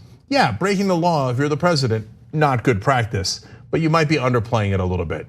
So Nikki Haley, I'm gonna add one last thing about her political calculations here. is the most standard slimy establishment politician. And look, Trump's a monster and he's put the Republican in danger, so yes, he is the worst. But these establishment politicians, the part that's more infuriating about them is the love they get from the mainstream media when they're like just a shade off from Donald Trump. Not much different at all. But the mainstream media are like, oh, Nikki Haley, she's okay. No, she's okay. She wants to start wars. She's a neocon. She'll do anything that Israel asks, Saudi Arabia asks, etc. She's okay, she's good. No, she's not. So what does she do? She's put in, this is the thing you're supposed to put in a book, like a moment where she was really emotional and vulnerable. I'm a real person. So she said that after the Charleston shooting inside a black church, where all those people were murdered, she said she had post-traumatic stress disorder from that and she had uncontrollable sobbing, etc. Now, is it true? One, I'll go out on a limb and say, I don't know. I know everybody in the media will be like, oh, how dare you, a beloved establishment politician said it, it must be true. Maybe, okay? Or maybe she's trying to sell books and make herself seem sympathetic, and we know for a fact that she's a lying, scheming politician. Okay, but let's take for a second that it is true. So then what did you do about it? So that was done, that massacre was done with a gun. But you love guns because the NRA donates to your campaigns. And you don't do any gun control. So all your sobbing is totally and utterly useless. When you are in power, you aid and abet those massacres by cashing the NRA checks and making sure there's no gun control at all. So spare me your crocodile tears. And I'm not remotely interested. This isn't the mainstream media. We don't buy any of your crap, and that's what it is. So don't tell me that you're broken up about the massacre that happened in your state when you didn't do a goddamn thing about it before or after. All right, we gotta take a break. When we come back, we are going to tell you what's happening with a military coup in Bolivia and more.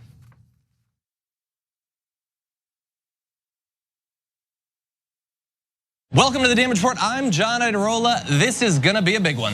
The earth is burning. Yeah. Not only that, but that should shake you enough, period. But that so many people in power don't seem to care. We're making America great again by throwing more money at the military to destroy other countries because that makes us great instead of investing it in ourselves. That it's Donald Trump and it's Stephen Miller. The choosing is based on wanting to create cruel and inhumane conditions to scare other people away from ever coming to the United States. We have to also remember that we like to put people in prison in this country. There is only one place to put garbage people: in the trash. We've never had so much access to so much information with so little idea of what the hell is going on. What does enforcing our borders have to do with traumatizing children? Absolutely nothing. I think a sane person could say the current situation we have right now is radical. But what we're doing is literally making the world more like hell. That's a warning sign.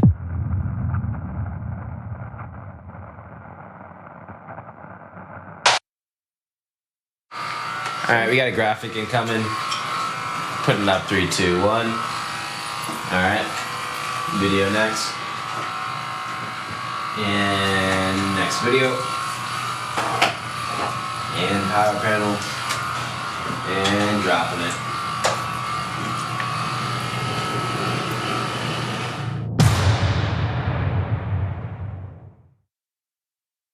The Monsanto Corporation continues to sell an herbicide called Roundup. You should know that recent studies have linked this commercial herbicide to a significant increase in non-Hodgkin's lymphoma. A diagnosis of this type of cancer can be devastating to you and your family, while Monsanto continues to profit from these sales.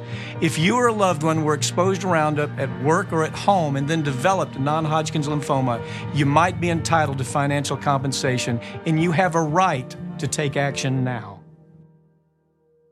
I'm in Salt Lake City, Utah. I'm at a Wolfpack gathering. We're growing. I see faces that I recognize, but I also see a lot of faces that I don't recognize, and that's fantastic. We are all taking time out of our lives to be here, and that's amazing. That means we truly believe in this. Make no mistake, everyone in this room is a leader in Wolfpack. Alaska, West Virginia, Montana, Georgia, Massachusetts, New York, New Jersey, everyone is here. All these folks paid with their own money and sometimes took vacation days to come here to strategize on how to get our democracy back and get money out of politics. Or you get more political power just because you have more money. This is why it requires a constitutional amendment. The process of winning in your state next year doesn't begin when session begins. It begins right now. To work to a goal, something this big that you're actually making a difference of, there's very few things in the world that really compare to that feeling. Equal rights to fair representation, rights for human beings, anti-corruption laws, and free and fair elections. That's what we are fighting for. What were the founding fathers? Revolutionaries. And they built revolution into the document. So Article 5 is the way we have to go. This is how you do it. You're in this as a team, you're in this together. The fight will always continue. That fight is not between the left and the right. That fight is between basically greed and humanity. So I'm asking you to put differences aside, whether you're conservative or independent or progressive, to join forces to say no more corruption. You get beyond the fear, you take that first step, and you'll change the world. What I want to leave you with, of course, is hope. And I want to assure you that if we keep fighting together, we're going to win together. We're going to get that convention, we're going to get that amendment, and we're going to get our democracy back. Come join us, wolf-pack.com.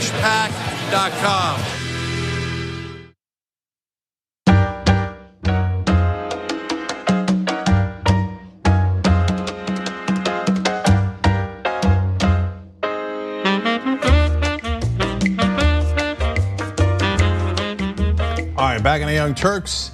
I don't know if I'm supposed to read this or not, or if I'm allowed to read it, but I'm going to read it and see what happens.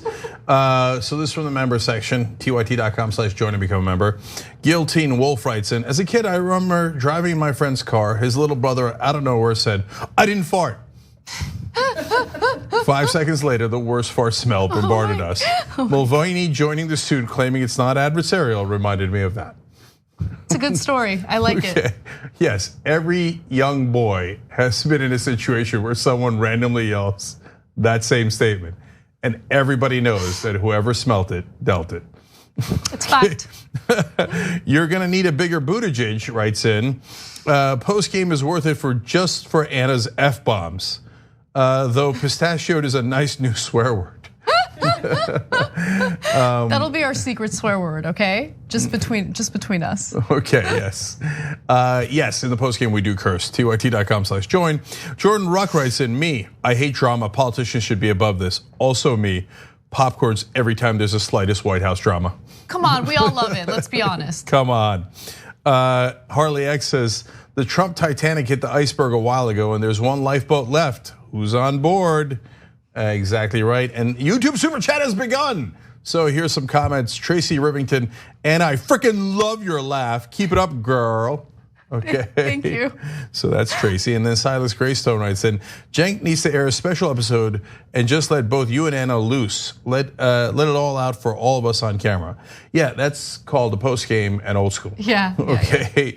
So tyt.com/join to become a member, get all that. If you're on YouTube, there's that little blue button that says join right underneath the video. That's got a couple of different layers for you. You could have the layer where you just support us and you get badges that show us that you're a member, that we take your comments a little bit more seriously because at least we know that you're part of us. Or you could get the post games, or you can get all of our videos depending on the level of YouTube membership you want. So either way gets you there. And remember, in half an hour, we're gonna do an hour-long YouTube super chat on youtube.com/TYT where you can ask us anything. Okay, Anna. All right. A military coup has occurred in Bolivia, forcing its president, Evo Morales, to step down. Now, he is urging individuals to resist this military coup, but there had been violence that he felt the need to stop, and he felt the only way to stop it was to step down. Now, there is reason to believe that this military coup has the United States written all over it, and I'll tell you why in just a moment. But first, let me just note that Morales was Bolivia's first indigenous president. He was reelected last month for his 4th term, and you had organization get involved and argue that there was fraud in this election, even though there was absolutely no evidence whatsoever to indicate that there was any type of rigging or any type of fraud. The Organization of American States, also known as OAS, made this claim, and it's important to note that this is mostly funded by the United States. Now, before I get into more details about what occurred in Bolivia, I do want to go to this next video. Mark Weisbrot is from the Center for Economic and Policy Research, and he gives you some sense of what the OAS is and what type of US interest played a role in this military coup. Take a look. Well, this is a military coup. There's no doubt about it now after the head of the military told the president and vice president to resign, and then they did. And I think it's really terrible the way it's been presented, because from the beginning you had that OAS press release the day after the election, which hinted or implied actually very strongly that there was something wrong with the vote count, and they never presented any evidence at all. They didn't present it in that release, they didn't present it in their next release, they didn't present it in their preliminary report, and there's really nothing in this latest so-called preliminary audit that shows that there was any fraud in this election, but it was repeated over and over again in all the media, and so it became kind of true. And you know, if you look at the media, you don't see anybody, you don't see any experts, for example, saying that there was something wrong with the vote count. It's really just that OAS observation mission, which was under a lot of pressure, of course, from Senator Rubio and the Trump administration to do this, because they've wanted for some time to get rid of this government.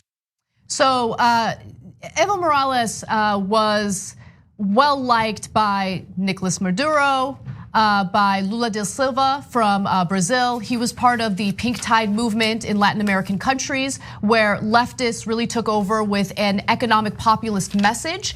And Morales was able to lift nearly 20% of Bolivians out of poverty. They hate that. And they hate that. That is the reason why you have people like Donald Trump and Marco Rubio targeting Latin American leaders like Evo Morales. Now, I want to note, Morales wasn't perfect, okay? So I don't want this to be a one-sided story. This was a military coup, I disagree with it. It was, again, it has the United States written all over it, and it's wrong. But one of the things that some liberals in America keep latching onto is what happened with term limits in Bolivia. Now, back in 2009, there were term limits. You could only get reelected one more time. You can serve 2 terms.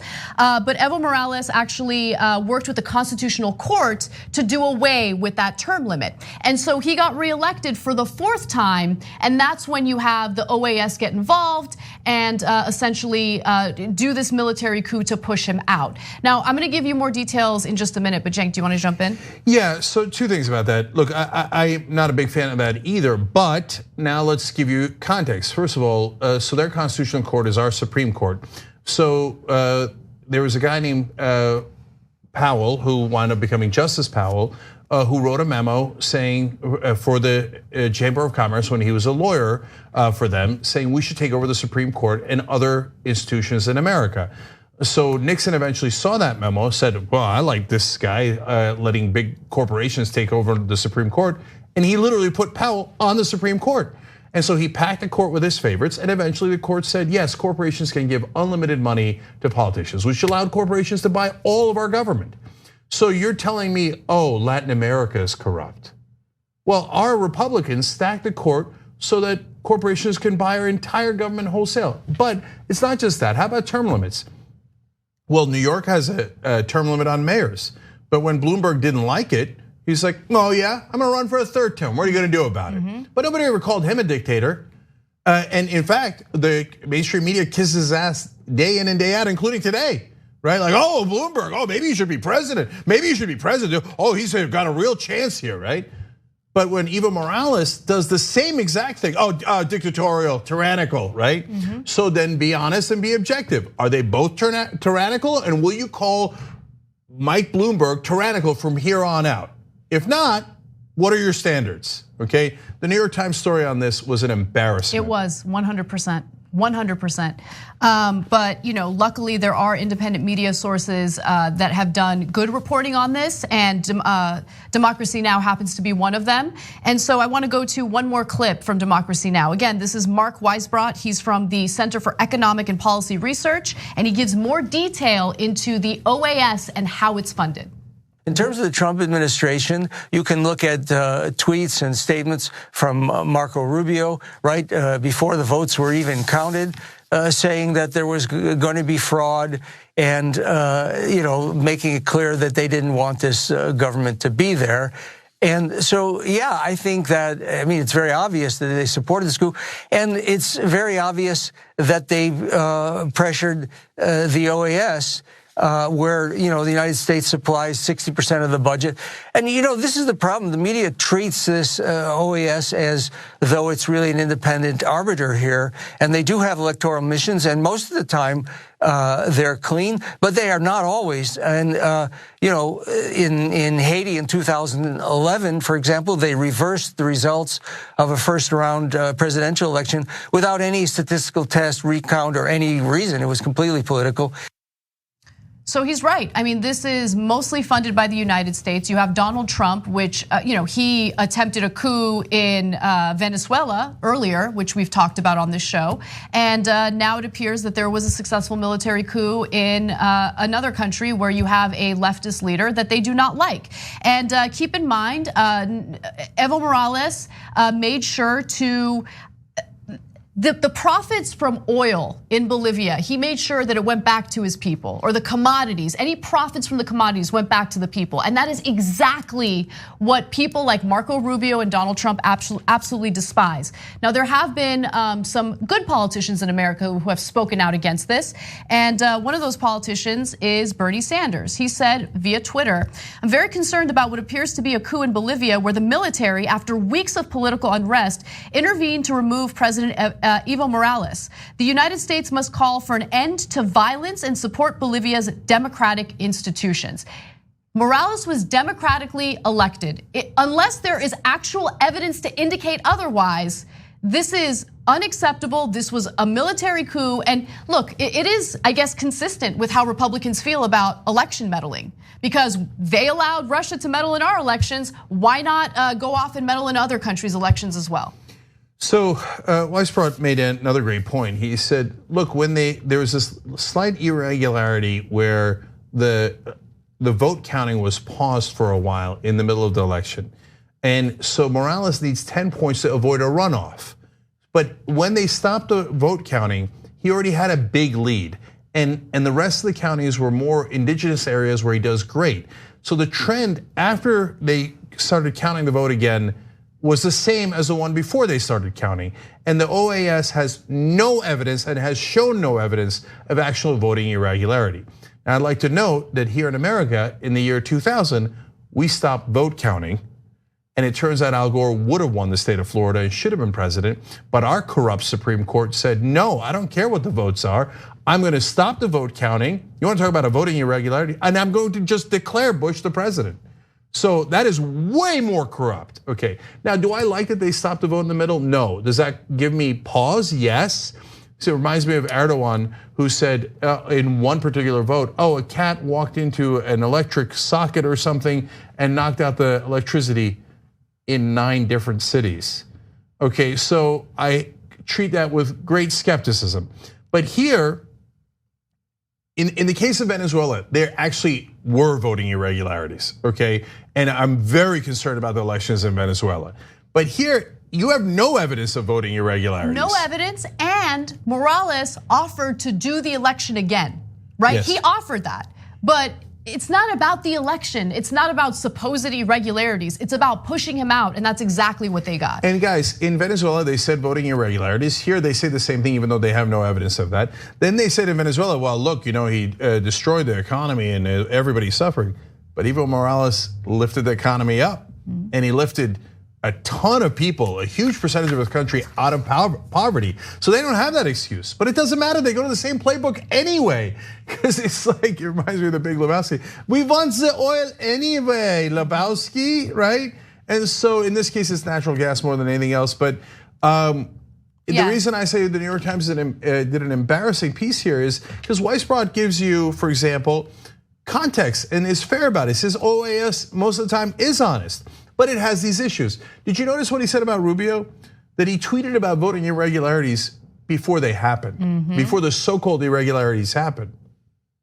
Okay, that is at the bare minimum something you should look into, verify, and if that's really true, makes you go, I wonder what Rubio knew about the so-called irregularities that were gonna happen. I'm not saying definitively that Rubio's in part of some plan or something, but if you're a real reporter, you look at that. If you're a real reporter, you would note that the military demanded that he step down. And Morales is calling it a coup, and so is his vice president, and so are so many different people who resigned from his government. You would give that context. Now, they do note that Morales called it a coup, and so did his vice president. But they don't explain when the military says you must step down, that is by definition a coup. Instead, a lot of the mainstream, almost all of the mainstream media is reporting, well, hey, look, irregularities and Morales is a bad guy. And if you're thinking, wow, I can't believe New York Times is doing that. When we did all the other coups in the 1960s, 70s, and all in that era, one of the first things the CIA, they would do two things. You go read any history on this, okay? Number one, they would do fake agitations in the streets. They would rile up people, and then they would start paying off cops and military and say, oh my God, it's untenable, somebody has to do something about this. And the second thing they would do is they would go to our press, New York Times included. Time magazine was notorious for this back in the day. And they would say, now write that he's a bad guy, he's a communist, and if we don't do something about it, it's gonna endanger America. Full well knowing it isn't true. And a lot of the mainstream media played along with that. So now I think they're better today, but this was not a shining example of it. And one final thing that I do have to mention, again, Morales was the country's first indigenous president. Prior to him, the country was ruled by a small group of elite who were descendants of European countries. Now, there is a component of this that is clearly racist. And Glenn Greenwald tweeted a video, which why don't we bring that video up now? And I'm gonna read Glenn's tweet as we watch it.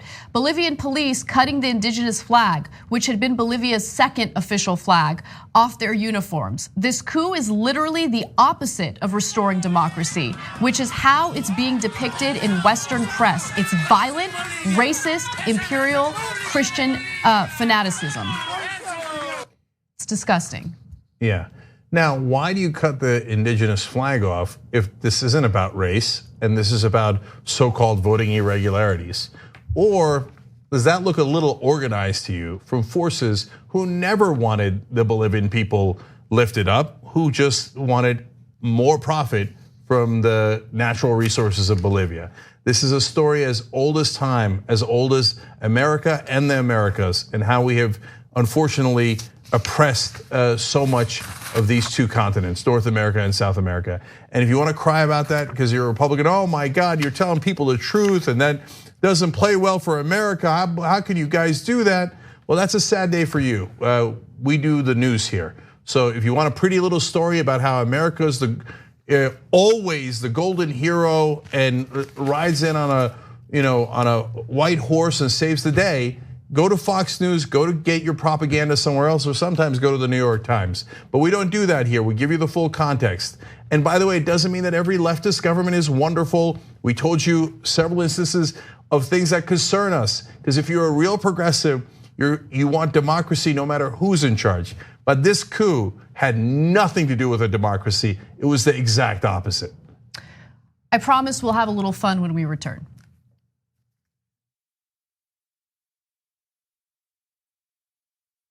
Welcome to the Damage Report. I'm John Idarola. This is gonna be a big one.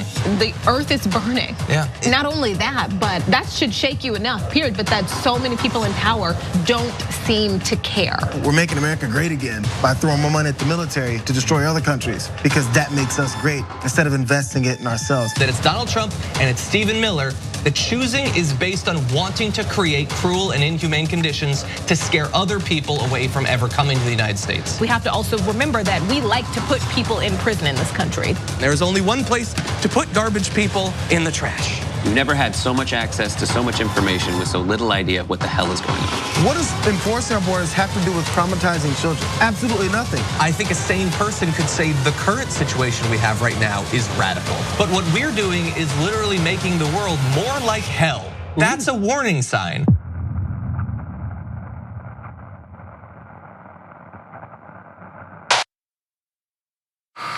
All right, we got a graphic incoming. Putting up 3, 2, 1. All All right, video next. And next video. And power panel. And dropping it.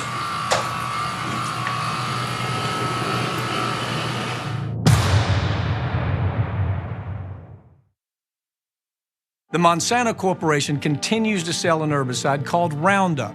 You should know that recent studies have linked this commercial herbicide to a significant increase in non-Hodgkin's lymphoma. A diagnosis of this type of cancer can be devastating to you and your family, while Monsanto continues to profit from these sales. If you or a loved one were exposed to Roundup at work or at home and then developed non-Hodgkin's lymphoma, you might be entitled to financial compensation, and you have a right to take action now. I'm in Salt Lake City, Utah. I'm at a Wolfpack gathering. We're growing. I see faces that I recognize, but I also see a lot of faces that I don't recognize, and that's fantastic. We are all taking time out of our lives to be here, and that's amazing. That means we truly believe in this. Make no mistake, everyone in this room is a leader in Wolfpack. Alaska, West Virginia, Montana, Georgia, Massachusetts, New York, New Jersey, everyone is here. All these folks paid with their own money and sometimes took vacation days to come here to strategize on how to get our democracy back and get money out of politics. Or you get more political power just because you have more money. This is why it requires a constitutional amendment. The process of winning in your state next year doesn't begin when session begins. It begins right now. To work to a goal, something this big that you're actually making a difference of, there's very few things in the world that really compare to that feeling. Equal rights to fair representation, rights for human beings, anti-corruption laws, and free and fair elections. That's what we are fighting for. What were the founding fathers? Revolutionaries. And they built revolution into the document. So Article 5 is the way we have to go. This is how you do it. You're in this as a team, you're in this together. The fight will always continue. That fight is not between the left and the right. That fight is between basically greed and humanity. So I'm asking you to put differences aside, whether you're conservative or independent or progressive, to join forces to say no more corruption. You get beyond the fear, you take that first step, and you'll change the world. What I want to leave you with, of course, is hope. And I want to assure you that if we keep fighting together, we're going to win together. We're going to get that convention, we're going to get that amendment, and we're going to get our democracy back. Come join us, wolf-pack.com.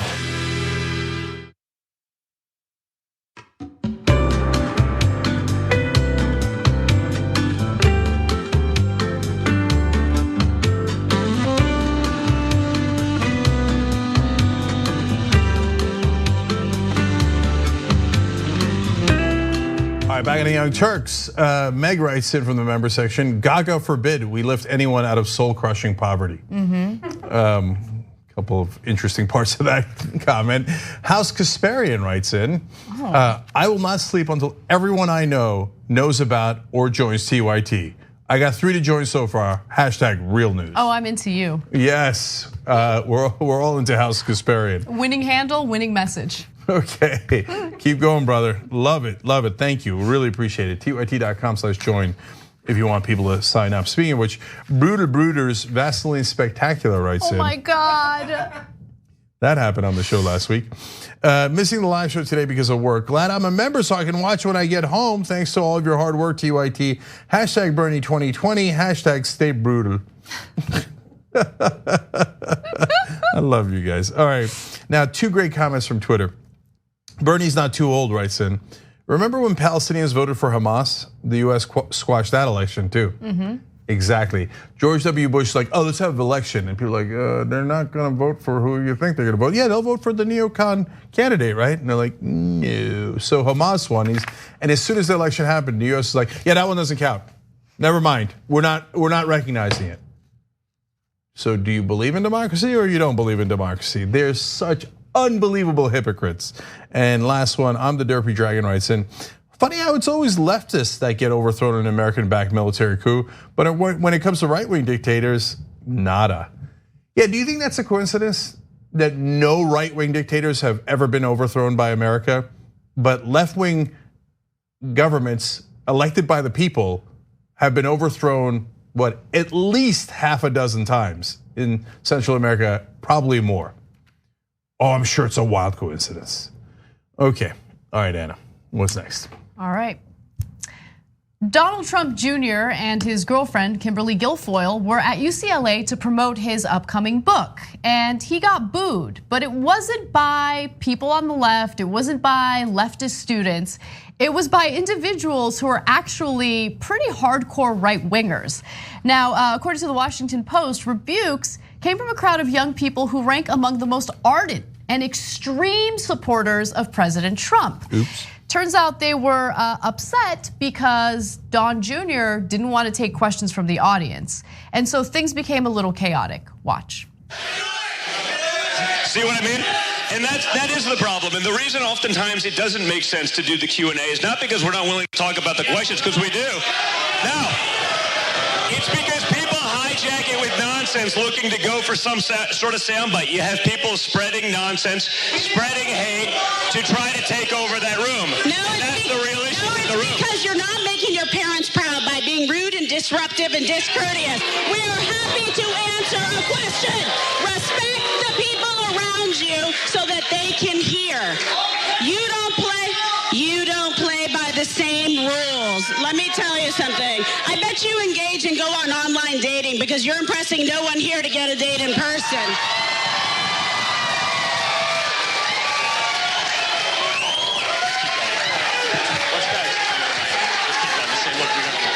How many people have you catfished? That's funny. It looks like Kimberly Guilfoyle got triggered. And by the way, the guy sitting next to her, Charlie Kirk, who put on the event, I remember him getting triggered and yelling, "I look like a capitalist every day, Cenk. I get dirty every single year." No, my favorite is like his awkward, he's so clearly uncomfortable and he has this awkward look on his face while Kimberly Guilfoyle thinks that she's doing like a sick burn against people who are on their side politically. They're Trump supporters. They're most angry apparently at Charlie Kirk, as we're gonna show you. Yeah. But the title again of Donald Trump's book is Triggered. It's amazing. It is amazing. All right, so let me give you the deets on why people are upset with Charlie Kirk. So according to the Post, a number of conservatives, some in Make America Great Again caps and pro-Trump attire, began to shout at the president's son and political advisor 20 minutes into the event, moderated by Turning Point USA founder Charlie Kirk after learning that the Q&A session had been canceled. So there are apparently two dueling right-wing groups. There's Turning Point USA, and then there's, believe it or not, a group that might even be worse than Turning Point USA, although they're both pretty bad, and that is America First, right? So Nick Fuentes is the guy who's behind America First, and he says the following: "Our problem is not with Donald Trump Jr., who is a patriot. We are supporters of his father. Our problem is with Charlie Kirk's Turning Point USA organization that shuts down and smears socially conservative Christians and supporters of President Trump's agenda. We are America First." Now, why do I say that this group might be a little worse than Turning Point USA? They're definitely worse. Yeah, they openly talk about an ethno-state and white supremacy. Nick Fuentes went to the hate march in Charlottesville, Virginia. They don't hide it. Turning Point USA tries to hide their white supremacy. Yeah, right. I mean, they'll go and talk to people that are white supremacists, encourage people, and then every time they get their hand caught in the cookie jar, they're like, "Oh no, we're not in favor of white supremacy." And look, even if they're not in favor of white supremacy, what Turning Point USA does is really insidious because they take money from incredibly wealthy Republicans and try to spread their propaganda in all these college campuses, saying, "Now remember, you got to be conservative Christian, you got to be all these things, and black people, they got a problem with their culture in Chicago, and all these, and the immigrants, the Muslims, etc. But most importantly, tax cuts for the rich." So that's the whole point of Turning Point USA, and it's insidious in the way that a lot of the establishment is, unfortunately, in this country. The America First guys are just over the top, racist, anti-Semitic, etc. So I mean, pick your poison, but yeah, I think America Worse is clearly worse. So let's watch a little more of the chaos unfolding at this UCLA event for Triggered. We're willing to hear them. They're usually not willing to hear us. So I asked a simple question. I think she's triggered, Don. Thank you for advertising the book. We appreciate it. Record low unenforcement. Record low in unemployment for women, for blacks, for African Americans, for the Asian Americans in this country.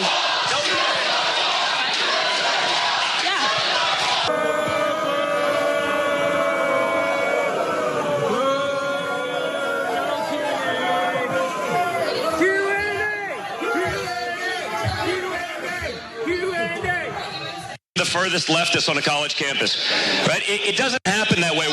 We're willing to listen. We're willing to listen.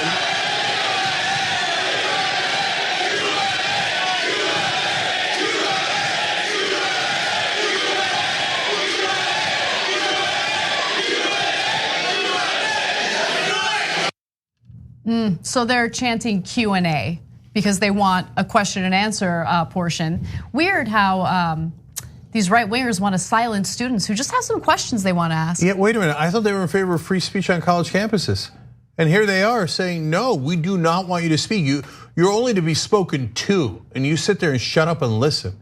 Now, why don't they want to take the questions from the most avid Trump supporters? Because they're gonna get up and ask about the deep state and how the Jews run everything. And that puts Donald Trump Jr. and Kimberly Guilfoyle and Charlie Kirk in an awkward position, because that's how they win votes, but they don't want to admit it. So that's why they're like, shut them up, okay? We want that stuff to happen behind the scenes, but we don't want to be complicit in it. Exactly, and things got so out of hand that the event was cut short, and it ended with them like running off the stage. Take a look.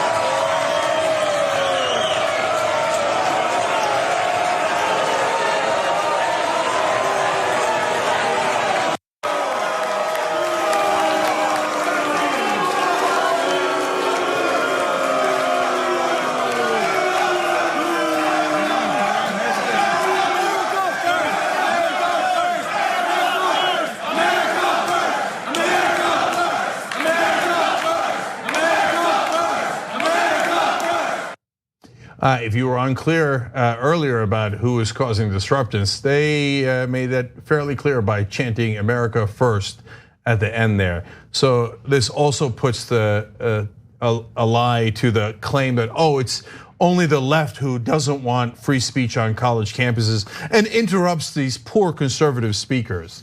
And obviously here's the right wing interrupting conservative speakers and all speakers. It's a hilarious, ridiculous talking point that the right wing just loves freedom of speech. Neither side of this equation, both right wing, wanted free speech. Okay guys, we're out of time here, but we got the YouTube super chat for a whole hour coming up right now. So stay right here and ask us anything.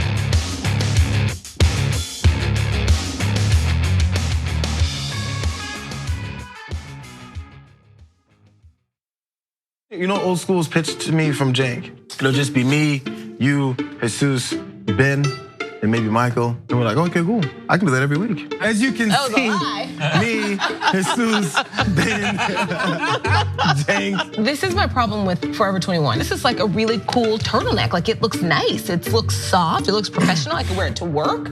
And then you pick it up and turn it around and the back says taco booty. And it's like, what? When you make the order, it says, don't exceed $20.01. So I'll just order literally anything to get it as close to that as I possibly can. I'm sorry that I ordered $45 worth of food and got an email saying, sir, would you like to rethink that?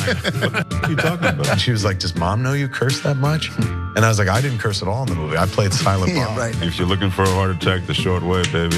Wrong. I did put mayonnaise on it. I'm the most in shape, overweight person you'll find. That's right. We're in Hollywood. I Raise know, your hand if you're not a vegan. Okay. See, nobody. He's like Kevin with Ben Affleck. He's like afraid to text me. He was like, why didn't you answer my call? I called you 39 times. Yeah. But what makes you stop right before 40? What makes you say, nah, man, I ain't doing that no more.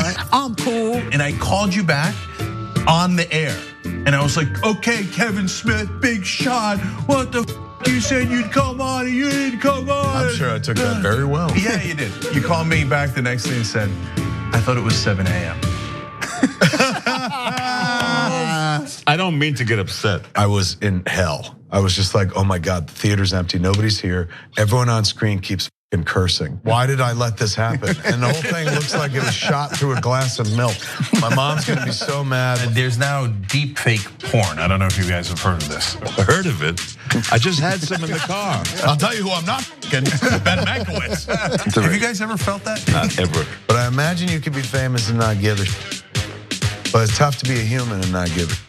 We gotta let the podcast guys go to tyt.com/join to become a member, get the whole show. And now it's just the three of us. That's it. Okay, this is the intimate hour. By the way, the last half hour of this, we're not even rolling. Fair enough. He's a bad neighbor. Neighbors know I'll be watching. We're always Please gonna tell be. me you do not waste your wife's time with this ridiculously stupid argument. The Bad News Bears is a movie that taught an entire generation how to not win. How to lose gracefully. See, I watch movies. Kingsley. I'm done with both of you. Once Craig starts laughing, I can't stop. We're out of time. So Are we? Yeah, I know. That was 90?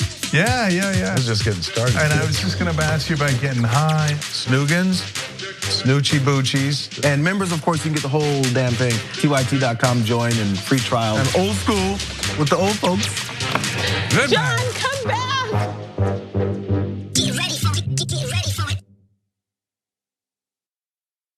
The Monsanto Corporation continues to sell a herbicide called Roundup, but you should know that that herbicide is a potential killer. Recent studies have linked Roundup to significant increases in non-Hodgkin's lymphoma. That's a cancer that can be devastating to you and the people you love. While Roundup continues to cause cancer, Monsanto continues to make huge profits from the sale of Roundup. They will not take it off the market. If you or a loved one are exposed to Roundup at work or home and then developed non-Hodgkin's lymphoma, you may be entitled to financial compensation, and it's important for you to take action now and hold Monsanto accountable.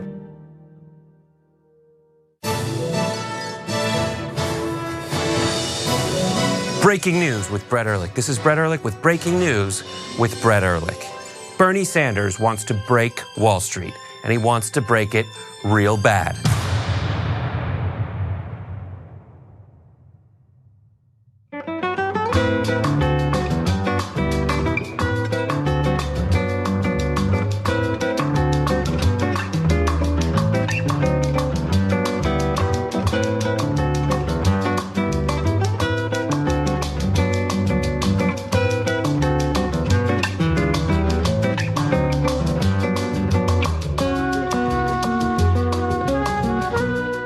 Back on Young Turks. I have to show that to you. So that would be a House Kasparian. What are those things called? Sigil? Sigil, I guess. Not exactly. It's just, it's a crest kind of, yes. It's a salt shaker. It's just a salt shaker. House Kasparian, and it's a salt shaker with like things like, not lightning bolts, but energy coming out of it, if you will. You got retweeted, whoever you are. Retweet. Okay, nice work, okay. All right, so it's YouTube Super Chat time. So I assume you're all on youtube.com/TYT. If you're not, that's the place where you can ask us questions or give us lovely comments. We'll take it. Mean comments? Probably. Burgundy will read anything in the prompter.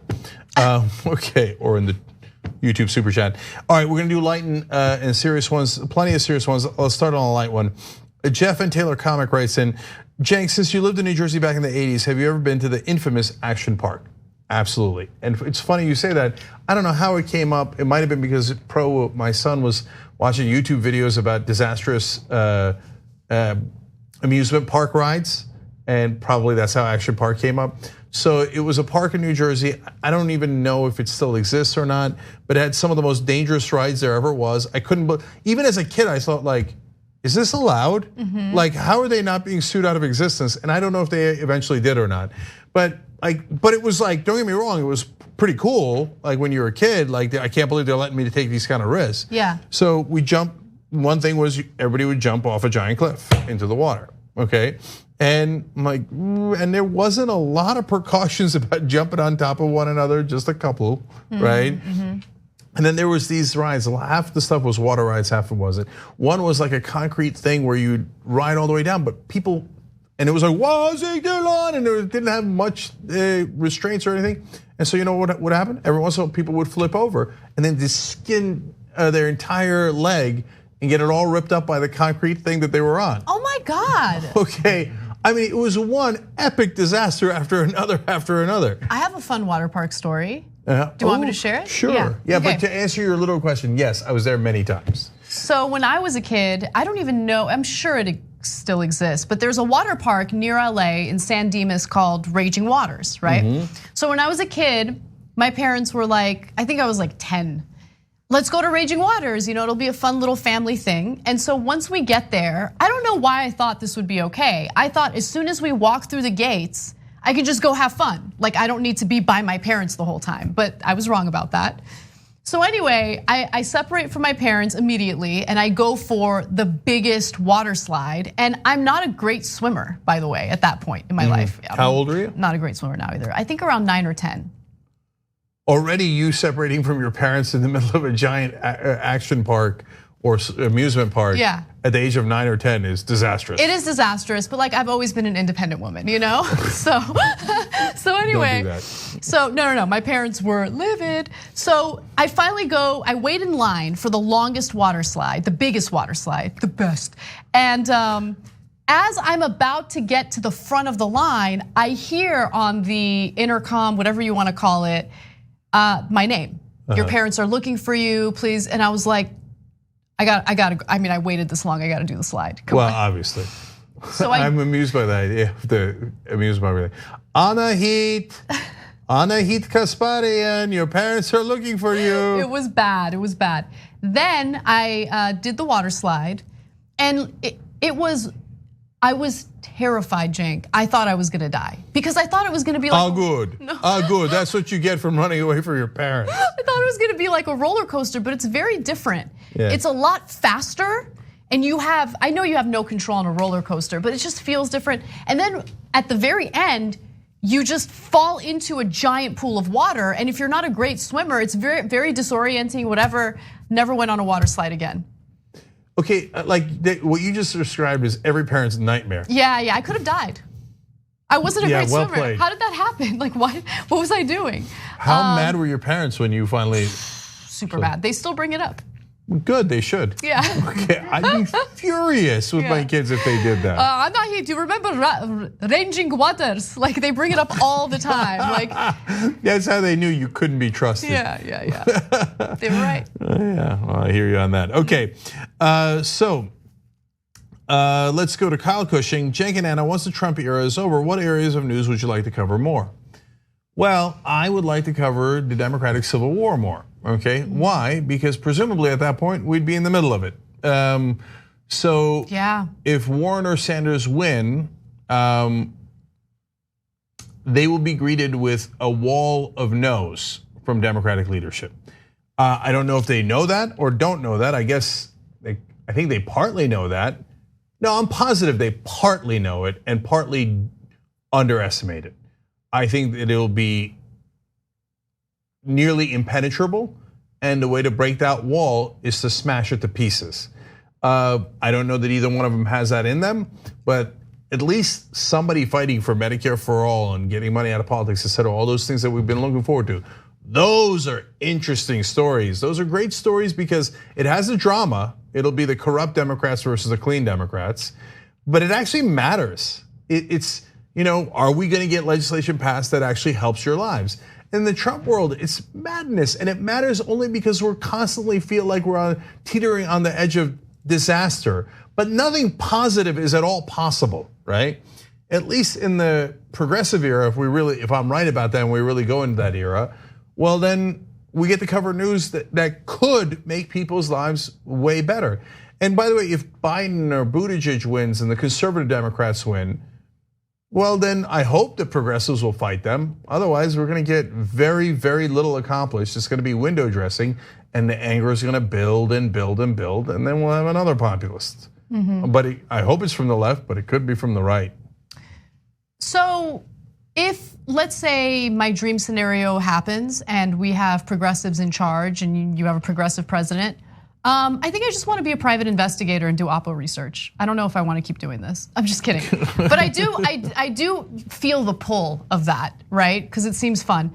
No, but I agree with Cenk. I think that if that were to occur, if we were to elect a progressive like Bernie Sanders, for instance, you cover the news that dominates, right? And that would be the news that dominates at that moment, especially for progressive causes. So yeah, I agree with you. Yep. Tanner Schaffer asks, or Schaefer, any advice on applying for internships? Applying for an internship with the governor in Minnesota, wish me luck. And can you get Kyle from Secular Talk on Old School? That would be awesome. Agreed, that would be awesome. Yes, hopefully eventually Kyle will do Old School when he's in town. In terms of applying for internships for us, TYT jobs at tytnetwork.com is an email address you can use. Okay, so there you go. Applying for internships in general, as you ask about. I have some advice. Yeah, great. Just walk into the room and move the furniture around. Literally, like just command the room.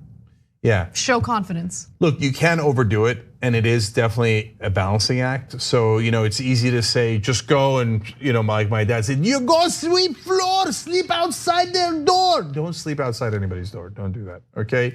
So you got a little bit of balance, but overall, yes, I remember, it wasn't an internship, but when I was looking for a job at Whammy, the media company TV station that I eventually met Ben in and worked at, yeah, I sat in front of their offices and said I'm not going until I get a job. But I had already done a show. I already had a tape. I already presented the tape. I had already gotten my foot in the door. So hard work in the background and then be politely insistent, okay? I'm not saying be insistent. I'm saying be confident, right? Like, yes. I think that confidence really does come through in interviews and just be aware of your strengths, but also be aware of your weaknesses, right? And make sure you highlight those strengths and don't highlight those weaknesses. Yeah, okay, easy. That's keeping it real. Yeah. Okay, Chris Swank writes in, Cenk, how did you become a Steelers fan and how do you see this season turning out? So yeah, look, I think the new quarterback is very good, man. The minute I saw him, I was like, hey, I don't know, Roethlisberger's gonna have a job when he comes back. All of a sudden, they're 5-4. Okay, I don't want to spend too much time on sports, but how did I become a Steelers fan is interesting. I came to the country at the very end of 1978, and the Super Bowl was about to happen. Now, we were in New Jersey, but the Jets, Giants, super boring, and they're not in the Super Bowl. And I'm a young kid, and everybody kept asking me, okay, Cenk, now that you're here, are you rooting for the Steelers or the Cowboys? Because they were the two teams in the Super Bowl. And I was like, I don't know. And I looked and I was like, one of them were pretty boys, nothing wrong with that, but they were stars and they were having fun, right? Another side was mean sons of bitches, okay, in black and gold with teeth missing, with names like Mean Joe Green. And I was like, oh no, this one's an easy one. It's a layup. I'll go with the black and gold. Okay, and then they won a legendary Super Bowl, 35-31. I didn't even know what football was. I'm like, that, I like this. The game where they tackle people and it's exciting and they score back and forth instead of 1-0. Okay, and the Steelers were winners and they were awesome and they were tough guys and they were blue collar. Are you kidding me? I love that team. So that's a long answer to your fun question. Let's go back to serious. Billy D says, what do you think of Sanders' Tammy Baldwin ticket? Supports women, LGBT community, delivers Wisconsin, and she's not a nasty target. Look, on the last part, the Republicans will make anybody a target. and they'll get nasty about everyone, right? So Tammy Baldwin, good, solid, progressive, unobjectionable. There would be nothing wrong with going in that direction. There's other folks too. There's probably slightly stronger progressives. Nothing against Tammy Baldwin. That whole thing of picking based on geography, oh, we'll win that state if you pick the person from that state. I hate it. I don't believe it.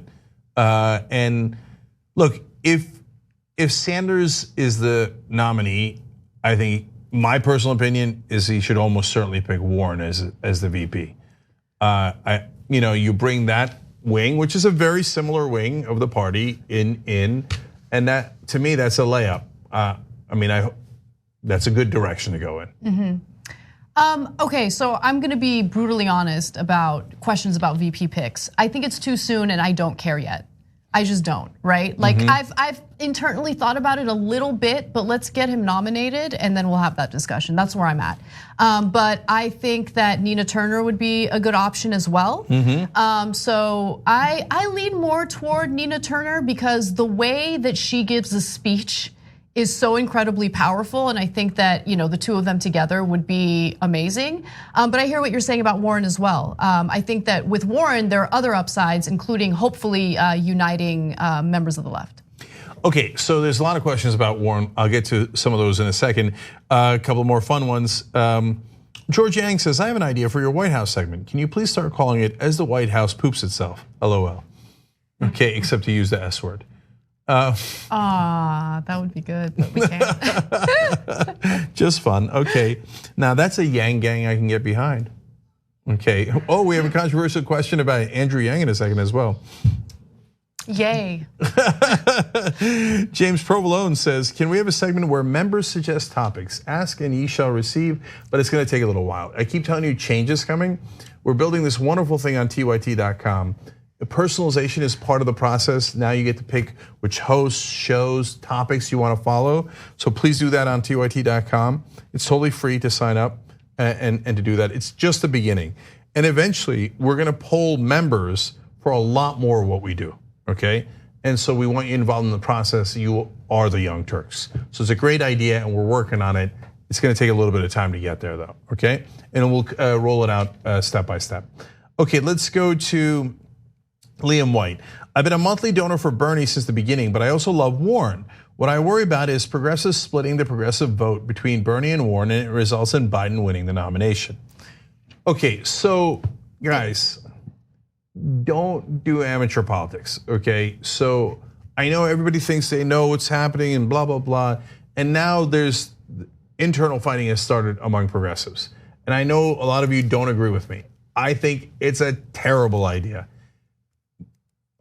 I was slightly wrong, okay? I say slightly because Warren took the lead for like a second against Biden. And I thought, and you probably heard me say this many times, once Biden drops to 20, he's gonna drop to 20. Sorry, drops to 2, he'll drop to 20, but he didn't, okay? And Warren's small national lead has now flipped back to Biden, and he's opened up an 8-point lead nationally. Now, Warren is still leading in Iowa, Bernie's still leading in New Hampshire, and then Biden's got an enormous lead still in South Carolina. And Nevada's mixed up. And Buttigieg now rising a lot in Iowa, and in a lot of the polls has passed Bernie Sanders in Iowa. Buttigieg has, okay? Focus your fire on the other guys, okay? The guys who are both doing well and leading and are on the wrong side of history, the wrong side of the Democratic Party. If you get complacent and think, we should do internal squabbling among progressives, while Biden still retains the lead. He has a giant lead in South Carolina. Terrible idea, terrible idea. We gotta be talking about Biden's record on the war on drugs. And not just busing the segregation, but the crime bill and the bankruptcy bill was disastrous. Focus, everybody, train your fire on the bad guys, right? Yeah, I mostly agree with you, but also, look, don't worry too much about, this is who I support, but what if I'm splitting the vote? Like, first off, these two candidates actually they've developed two different coalitions, right? So I think that this notion of them splitting up the progressive vote is exaggerated, to be honest. But aside from that, vote for the candidate that you feel the most passionate about. And so if you like Bernie the most, vote for Bernie. If you like Warren the most, vote for Warren. Just make sure you know the issues, know where they stand, know how they differ, and make the right choice for you. Yeah. Yep, I think that's great advice. This one's a really interesting question. Wait, I lost it. Okay, here we go. Caleb Bergen says, hypothetical, Trump is locked in his room and can only watch TYT. What kind of, already I love it. What kind of segment would you prepare knowing you can address him? Would you be antagonistic, nudge him in a direction, show something he won't see elsewhere? Oh, I got my answer, but all right, go ahead. Antagonistic. What do you right guys there think? with you. Do you guys think we're gonna be able to persuade him? He's a child and he's self-interested. Like that's all he cares about. Trump cares about Trump. So anything that we could possibly say to him isn't gonna persuade him. I want to antagonize him. And honestly, it is a dream of mine to one day be able to sit, across from him and just, because we all know where like the open wounds are, right? And I just want to pour salt all over those wounds. Oh, Like, baby, your dad thought you were a failure. Oh, you went bankrupt 6 times. Oh, salt everywhere. Yeah, oh God, that sounds so good, so good. So I do one day hope to be trapped in a room with Trump because I won't be trapped in the room with him. He'll be trapped in the room with me. Yes. And do you have any idea how easily I can get under his skin? And I just burrow and burrow under that orange skin. And so, like Anna said, pour salt in those plentiful wounds. He's one giant wound. Okay, I was gonna get even more graphic. Wound. Okay, it's a lot of pus there. Okay. Gross. Okay, so just like Anna said, I mean, I'm so weak. How many times did Daddy have to rescue you? And just get like the transcripts, dummy. Why are you hiding your grades, dummy? Yes, I forgot about his grades. Yeah, there's so much. Hey, do you have syphilis? Because I know you stole your medical records from your own doctor. So I don't know. I mean, syphilis is as good a guess as any.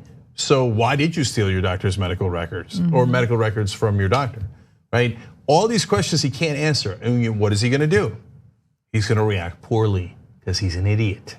And all he's gonna do is wind up punching himself in the face 7 different times.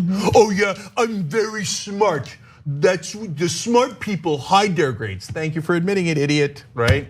It's so, God, it's so easy. And the fact that the Democrats have not been able to do it effectively is so embarrassing. God damn it, don't you have one strong person who could stand up there and just get under his skin?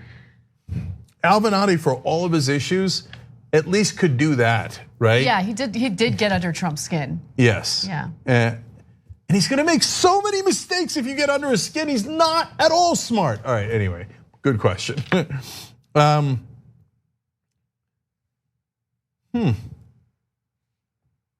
Jeff Spencer asked, this is controversial. Cenk, please tell me there's a better than 4.5% chance you'll bring back What the Flick, the best movie review show in the history of ever. So Jeff, that was one of our entertainment shows and I loved it. I started What the Flick. What the Flick was the second show we ever did. So Ben and I started it and then all these wonderful reviewers from back in the day, Matt Atchity, Christy Lemire, Alonso Duralde, I love those guys. And more.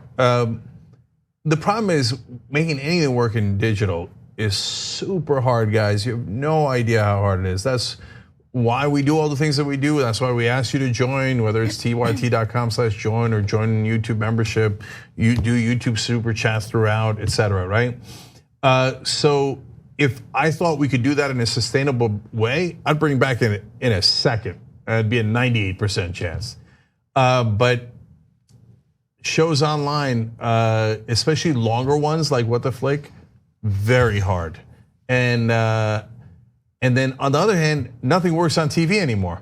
So we're entering, other than the Netflix, Amazon's, HBOs of the world, we're entering, and the smaller shows. The smaller shows can be self-sustaining. But for media companies, either mid-sized ones like us, small to mid-sized ones like us, or even the bigger ones, they're in for very, very challenging times.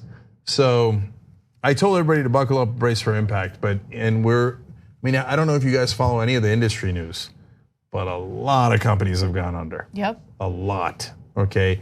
But I love that show, and you can still catch it on YouTube, the older episodes. I did a review of the Joker the other day in the post game. So if I could, I'd do a lot more of that. But thank you for the question, and obviously we're being super honest here in how we are answering all of your questions.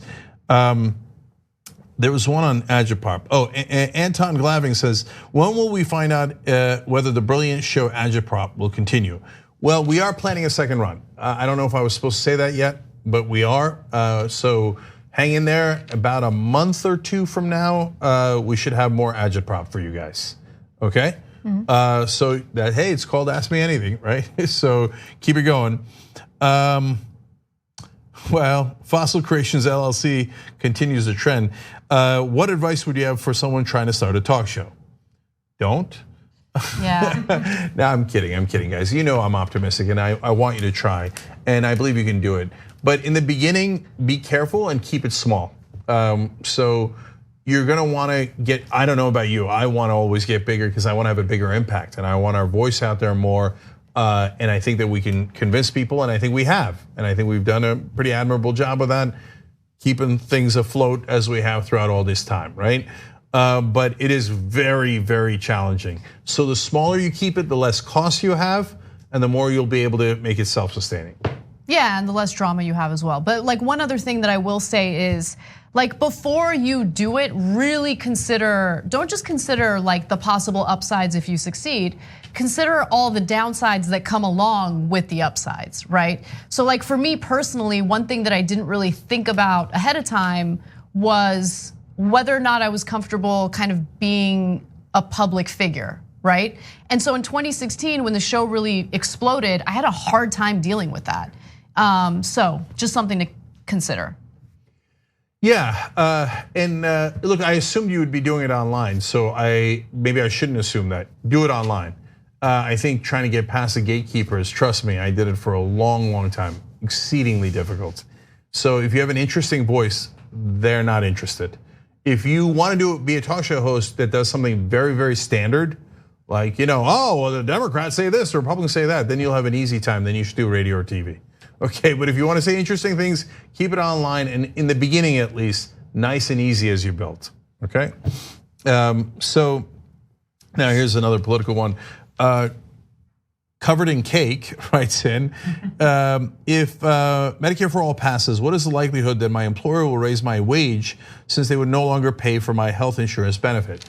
Well, I'm actually gonna say very likely. What? Yeah, I'll tell you why. Number one, some of the laws that Sanders and Warren are pushing would mandate that the employers then have to either take that money and put it towards taxes that goes towards your health care.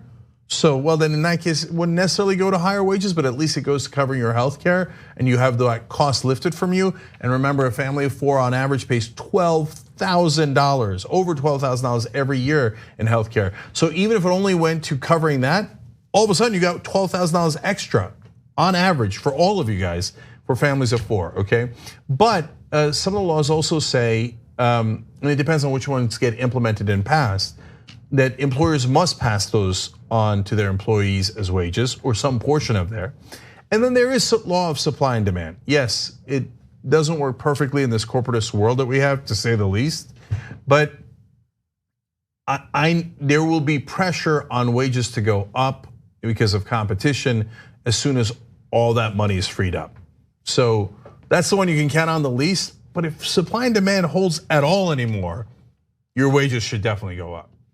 Yeah, look, I think that indirectly you're going to, I don't know if I want to say indirectly your wages go up, but indirectly you're gonna have more money in your pocket because the healthcare system is gonna be a lot fairer and a lot more, what's the right word? Like you're gonna save money because you're not gonna have to do all these out-of-pocket expenses with co-pays, deductibles, blah, blah. You're right, there are different models in how to pay for it.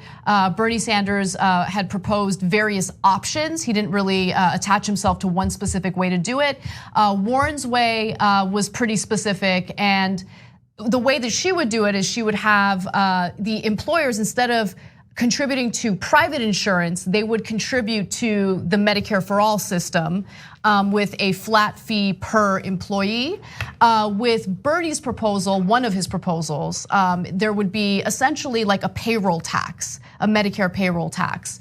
And that would go toward, they're not gonna increase your wages. Like, I just don't believe that at all. Like, let's not beat around the bush, but you're still gonna save money because you're not gonna have to pay for private insurance. I actually think they will, but we'll see. I'm not doing it on the good faith of corporations, don't get me wrong. All right, more political questions, then we'll get to lighter, more controversial ones as well. Let's go to a Warren question. Luis Scobie writes in, why do you think the Democratic Party and Center for American Progress support Warren and not Bernie? Well, a couple of reasons for that. Number one, because Bernie's in the race. And I told you that once they thought Bernie was either out of the race or diminishing, they would immediately turn on Warren. And well, the Democratic Party overall, it's barely hanging in there, but certainly the media has started turning on Warren, just as we told you, right? So as always, we told you ahead of time, and that's exactly what's happened. It's not that they love Elizabeth Warren, it's that they were so goddamn scared of Bernie Sanders. And after the heart attack, they thought, oh, he's going away, right? So they started piling on Elizabeth Warren. She's dangerous, doesn't know what she's doing with the wealth tax, never liked her in the first place, Oh, what happened to all the positive articles? Told you, right? The second part of it is somewhat real. Elizabeth Warren says, I want to reform the Democratic Party. I want to, work within the Democratic Party. Bernie Sanders says, I want a revolution. I don't really want, reform's too light. I want a revolution. He wants big structural change, and let's keep it real. Warren said that she would continue fundraising for the Democratic Party specifically, right? So she said, I'm not, even in the general election, I'm not gonna take big money, but she is gonna do the fundraisers for the Democratic Party. Look, money talks. Like, at the end of the day, I think that makes the Democratic establishment favor her to some extent. That's a really good point. So I don't want you guys to mistake what Anna's saying. Warren has now made it very clear that in the general election, she will not do big dollar fundraisers for herself. And she's not taking corporate PAC money or lobbyist money, but she will do big fundraisers for the Democratic Party. And so that's where the Democratic Party goes, me likey. So that's the difference. All right, next one's basically for Anna. Ben Dameron writes in. You better be nice, Ben. Okay, no. It's a substantive one. Policy question. Hi, Cenk and Anna. Love you both. Thank you, Ben. Appreciate it. Do you think a UBI could incentivize landlords to inflate rent prices, knowing that everyone has an extra $1,000? Take it away, Anna. Yes.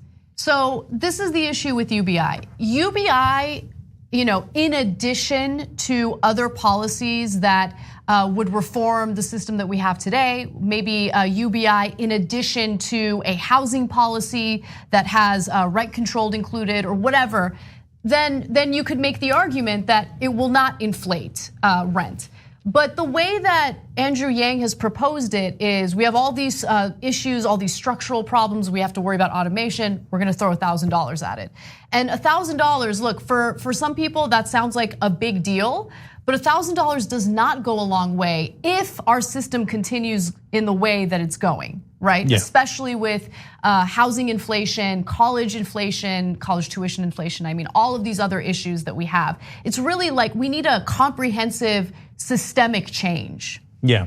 All right, let's lighten it up. Lulu Girl just says, thanks for the show. Good job. Love you, Lulu Girl. Thank you. Angela Delamain accidentally gets into drums. She says, hey guys, any chance we'll see Robert Reich on the conversation on TYT? Okay, now I likely don't know that there's a little bit of drama there. So I love Robert Reich, but he's wrong on conventions and getting money out of politics. He doesn't mean to be, and he's not a bad guy, and he's wonderful on everything else. But they got inside his head about conventions to propose amendments are so scary. Dangerous. Okay, yeah, dangerous, as Anna's dad would say, or as my dad would say, what is this? Or as Anna's dad would say, what's the hell? What's the hell? Okay, and none of those things are true, and he bought into that stuff, and it drives me crazy. Hopefully we'll get back on the same page on that. By the way, I'm not banning him or anything. Like if he wants to come on to talk about that topic, I would love to, but I don't think he wants to come on and talk about that because I'm right and he's wrong. Okay, I'm keeping it real. He's absolutely wrong. Just on that, everything else he's great on. Okay, so I love this question. This is such a question that I would do a Thanksgiving dinner at the family. So where is it? Okay, here we go. Sentinel X1337 says, Cenk and Anna, if you could live anywhere else in the world, where would it be and why? Norway. Awesome. Well, look, I was gonna get into the Kurds for no reason. They betrayed us at Normandy. Just because you started silly Trump stuff. Okay, do you have an answer? You want me to go first? Actually, I would be very curious to see what it's like to live in Norway, but it's a little cold. My understanding. No way! Are you insane? Yeah. You hate the cold. I know, but I just want to be live free. In Norway. Imagine being free. I know, like right? really free, right? Not this BS American free where you're like a slave until you die, basically, right? I want to live in a country where you do have a strong social safety net and you don't have to worry about putting food on the table and you're not constantly up at night stressing about that kind of stuff. So yeah, I would like to try living in a Scandinavian country. But if I don't, not buying hold it. on. No way. What do you mean? She spends 3 days in that cold. She's a goner. I know. I don't like cold weather, so that's going to be a problem. No but you know what I way. like? I like freedom, right? Like I want to know what it's like to not stress. But okay, so there, and I'm not saying that people in Norway never stress. I'm just saying it's a different. In America, it's a little different. The stress is a little different. Yeah. But if I wasn't worried about that stuff, and I could choose anywhere to live, and I'm not worried about paying bills, it would probably be Costa Rica. No, really? Yeah. It's paradise. It's Yeah. so beautiful. The people are amazing. Okay. There was a guy, like when we went to Costa Rica, Tamarindo specifically, there was a guy teaching, like giving surfing lessons. He did not know what Hollywood was. And so Christian asked him, like, so what else do you do? And he's like, nothing, I just give surfing lessons. Doesn't know about Hollywood, doesn't know about Trump, doesn't know anything other than his paradise life. Now, you know what? I've just said you're full of crap. No, I'm not full of crap. I want Okay, that. you love the news. You wouldn't do that at all. That's not true. Totally true. Okay, so you wouldn't live in any of those places. Okay, but yes, but you see it as a respite from what the Yeah, I just want a issues that you test have. run. I just want a test run. Can I do that? Like a little sampling? Yeah, well, it's called a vacation, yes. So, well, Dave Cole's not here today, but and some of you know Dave from the Friday Post games and stuff. He's one of the original co-founders of the Young Turks. His favorite place on earth is Bolivia, and I'm bringing it up because it was in the news today. But I have a Bolivian friend, and I told him where Dave loves to go in Bolivia. Bolivia, back when Dave used to go to it for work and for personal reasons, was a lot poorer. It was before Evo Morales. Okay, it's still poor, but like back then it was really poor. And Cochabamba is beautiful and stuff, and so my Bolivian friend was like, "Oh, this is like," I'm like, "Oh yeah, he loves Cochabamba and La Paz," and but he likes Oruro the most. And she was like, "What? That place is a hellhole." Okay, now I don't know anything about it. I'm sure that's not true, but she's from Bolivia, right? And God, so everybody's different. And in America, Dave's favorite place is Appalachia. Like loves to go in the hollers. Okay, everybody's different. He does. Yeah. I remember this is in 2008. Me and my boyfriend at the time were trying to figure out where we should go on vacation, right? And so he was like, why don't we do something a little risky and go to Cuba? Because there was the embargo. Obama later lifted the embargo, but at that time, the embargo was very much in place. So it was either Cuba, which sounded super appealing, or Jamaica, which also sounded appealing, but I was like really curious about Cuba. So Dave Kohler had been to Cuba, and then he was like, you should totally do Cuba. Remember, we were. Yeah, I remember the whole thing. Yeah. We were at IHOP. It was only like 5 people working at TYT at the time. We're at IHOP celebrating some milestone. I think we had like 20,000 subscribers on YouTube. Oh my God. Yeah. Oh, the good old days. I know. And so I was like, okay, great. So tell me about the nightlife, the food. And he talks about like, oh, there really isn't, you got to do this, like.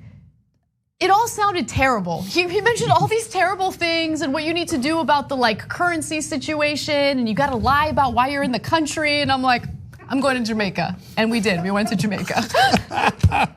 And if you talk to Dave about Bolivia, he'd talk you out of it accidentally. He will. Yeah. So for me, some of you might not love this answer, but I'm not going to a country that doesn't speak English. So you're gonna say, boo, oh, jingoistic, No, blah, I don't think that's right? jingoistic. You want to be able to communicate. That's Yeah. fine. Look, what's the most talented part of my body? My mouth. Oh my God, Cenk. Oh God. Okay, I mean my triceps too, but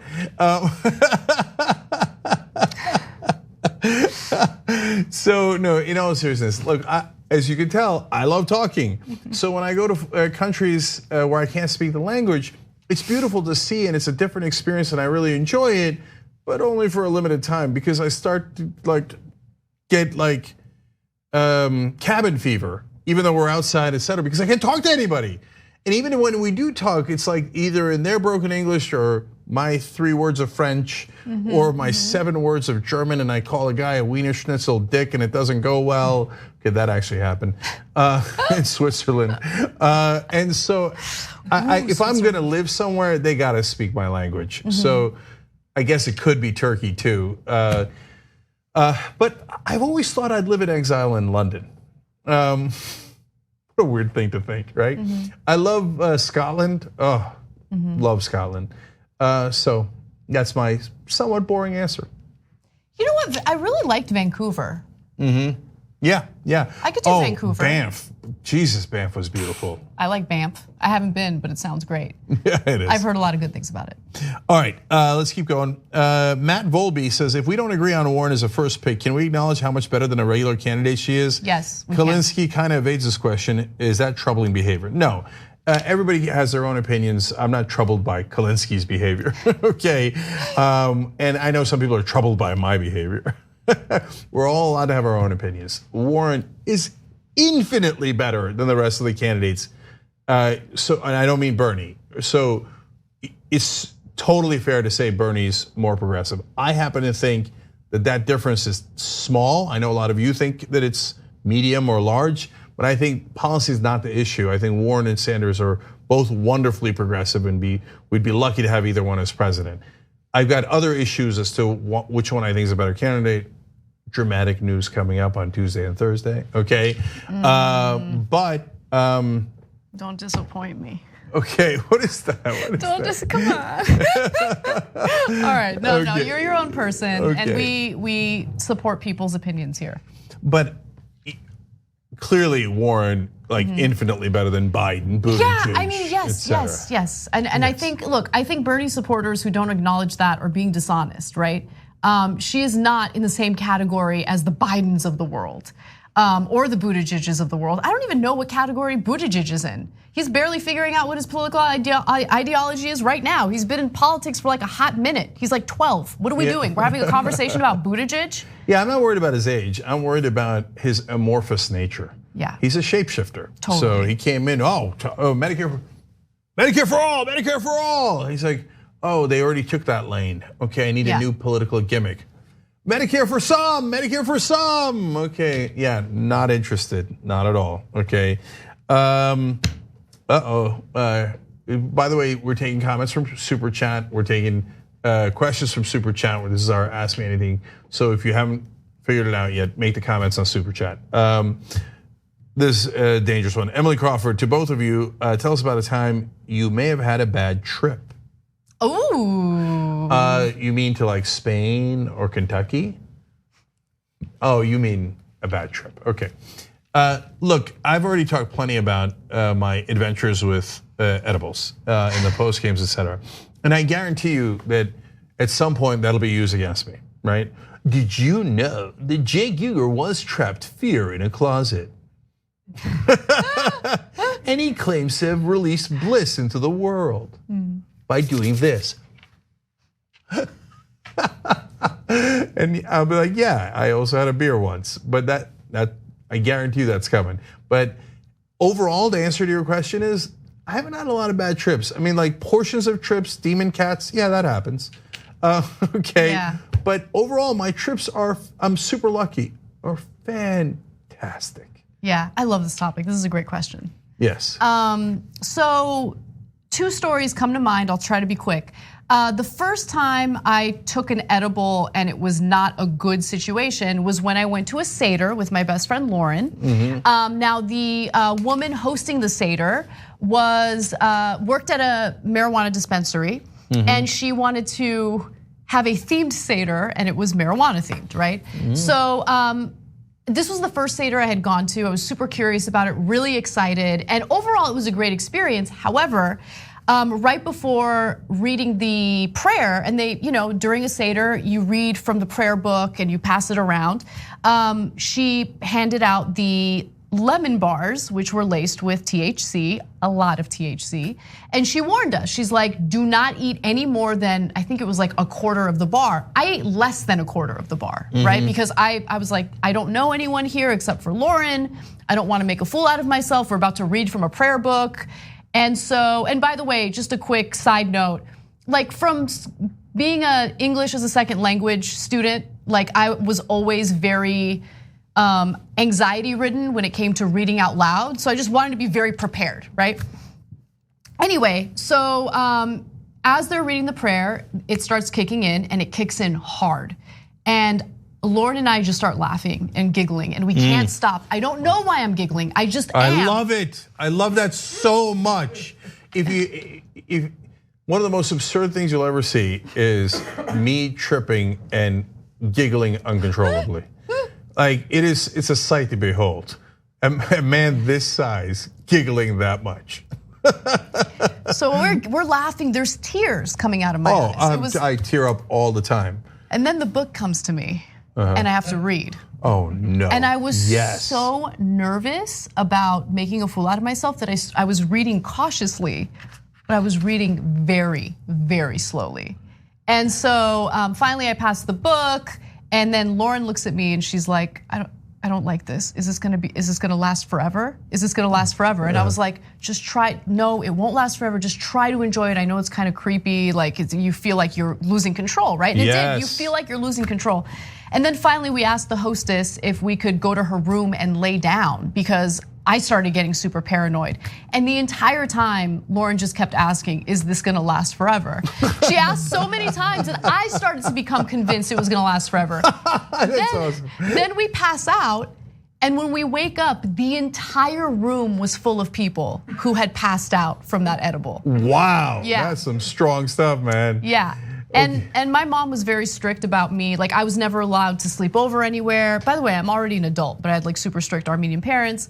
And I had to call my mom and tell her, I'm drunk, I can't come home, I'm sorry. I'm gonna sleep over at Lauren's house. Luckily, she was cool with it, and she never knew.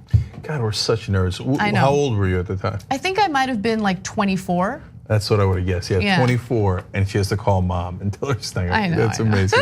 Anyways, look, 2 other quick things about that. We once, I don't know if we did it on the show, but I read an article about it. You were saying you were reading slow. A guy gets pulled over by the cops. He's not drunk, he's high. And he's like, sir, do you know how fast you were going? He's like, oh, dude, I don't know. Like, was I like 70, 80? He's like, you were going 15 miles per hour.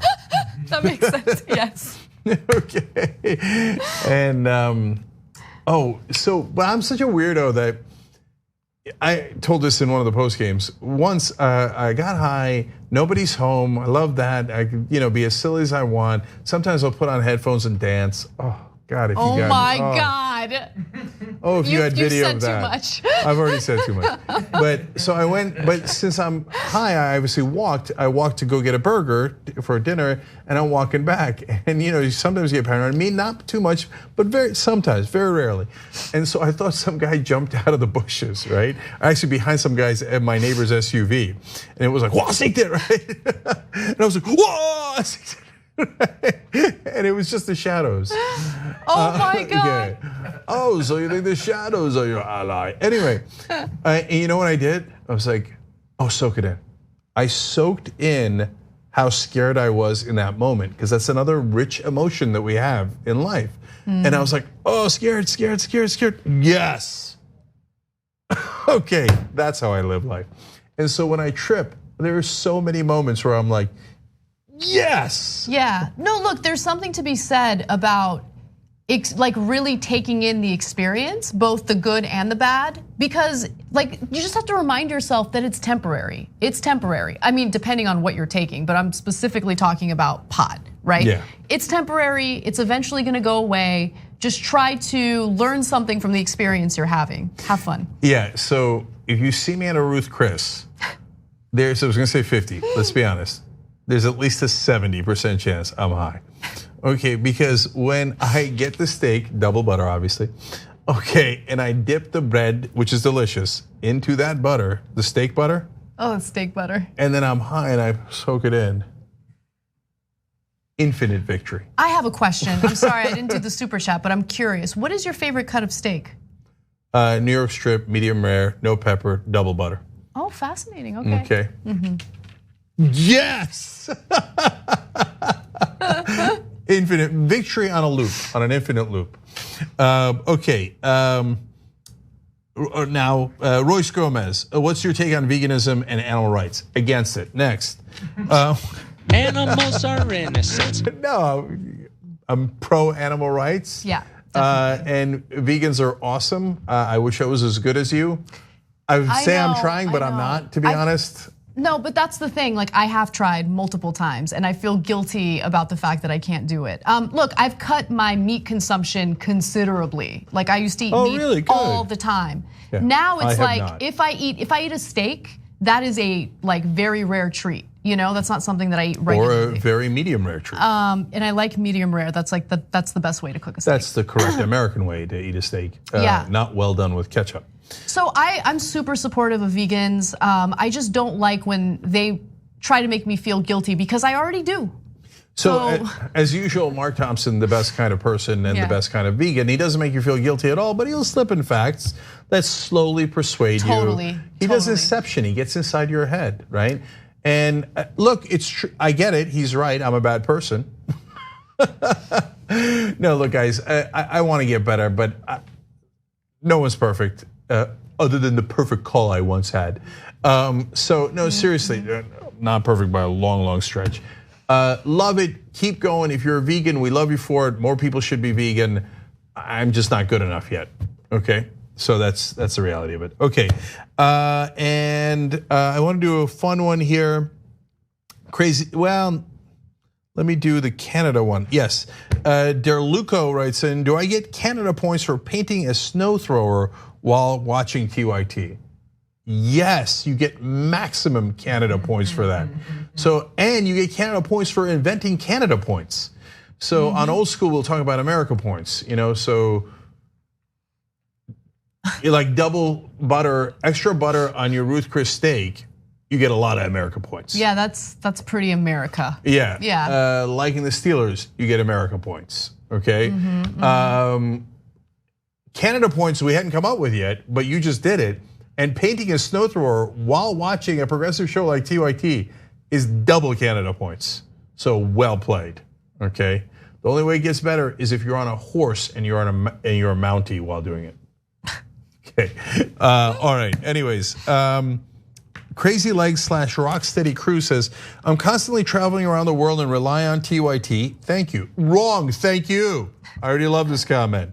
With all that's going on in Puerto Rico with corruption, education, and infrastructure, why aren't any of the candidates speaking on it? Well, Crazy Legs, that's partly what drives me crazy about a lot of things, including, most importantly, in my opinion, money and politics, right? That these things go in news cycles. And so if it's not in the news cycle, then that Puerto Rico is gone, and nobody talks about Puerto Rico, right? If it gets in the news cycle, then all of a sudden everybody's a lion on Puerto Rico, and everybody's talking about Puerto Rico, and they're trying to outlib each other on Puerto Rico. Yeah. But if it's not in the news cycle, it gets buried. And nobody ever puts money in politics in the news cycle, so it constantly gets buried. If you ever ask them, they go, oh, it's the most important issue. Okay, what are you doing about it? That's like my 17th priority. It's not in the news cycle.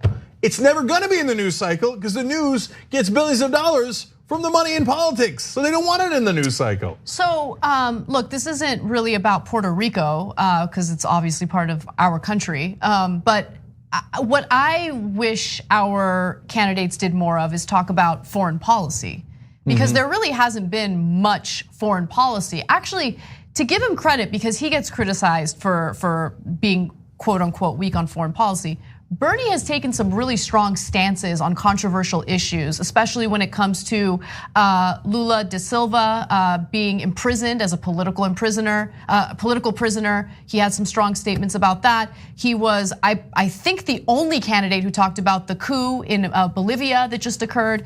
So his instincts are in the right place, and some of his speeches on the, I can't remember at the time if it was the House floor or Senate floor, but our involvement in the Middle East, really strong opposition to involvement there. So I think he needs to focus on that a little more than he has been, because I think he has the right instincts. He's just not really taking advantage of that right now. Yeah, all right, we're almost out of time, so I wanna read a couple other ones that are interesting. Vincent Gallegos writes in, what or how much money would it take to do once a week show on world news? Now, oftentimes I'll say on the program, especially in the post games, et cetera, or in these Ask Me Anythings, I wish we had more money, we could do these things, right? You know what, you're asking a really interesting question. I know that it's a big number, otherwise we'd be doing it. But I also know we could almost definitely do it for $1 million or less. But it has to be per year, that's the problem, guys, right? So we did a $2 million fundraising for investigative reporting, and now it's been almost 3 years. And so the costs pile up and pile up and pile up, right? So, God, I wanna do those shows, but maybe we should just ask you guys, like, hey, do you want this? Can we fund it? I don't know if there's a mechanism that we can create that would give you your money back if we don't raise enough money. So it's complicated, right? But we try audacious things all the time, and sometimes they work, sometimes they don't, and then we have to find alternatives, et cetera. But I love the way you're thinking, and now you got me thinking, and so we'll talk about it here internally and see if that's something that could be fruitful, whether it's for that show or other shows. So thank you for caring to ask that. And now, Unleashed Brian says, Cenk, I need to hear the Switzerland Wiener Schnitzel story. My husband is Swiss, so that's where I would move to. Also love watching you too. Well, thank you. So I'm doing a classic European tour between college and law school with 3 other friends from high school, including Steve-O. And who, by the way, Steve-O is the exact opposite of Dave Kohler in traveling. He only likes to go to like posh places where he's very comfortable. Totally. Like, I don't know how Dave and Steve ever go on a trip together, right? So anyway, we got the backpacks on, we don't have any money, we're staying at hostels and stuff. And we're on a train in Switzerland, and we're playing this card game really loudly. And so a guy comes up and starts yelling at us in German, and he's right. But so this is a classic old school story in a sense. And I go, look, you're right. We should keep it down. Our bad, okay? And he understands English, but he doesn't take yes for an answer, and he doesn't take sorry for an answer. So he keeps yelling and stuff. And so finally I go, hey, I got an idea. Why don't you stop being a Wiener Schnitzel dick, okay, and leave us alone? And you know what the rest of the train did? The train car? They all burst out laughing. Because everybody in Europe speaks English, right? And even though it's theoretically maybe even a slur against some of those folks, they're like, that was funny. That guy was being a dick. That is really funny. And then he got all discombobulated and then immediately left. Yeah. I think he was more discombobulated that everybody else laughed than my random weirdo insult. Okay, so that's that story. We didn't have time to tell you the story where a guy asked me if I could sit on him in Switzerland. Did you is the question that I got from the control room. TYT.com/join. We're out of time. I'll tell you in another post game. Or you can click the join button below if you're watching on YouTube, which almost all of you are at this point. All right, guys, much love. We'll see you tomorrow. Dramatic announcement tomorrow. Don't miss it. And another one on Thursday. Okay, we'll see you there.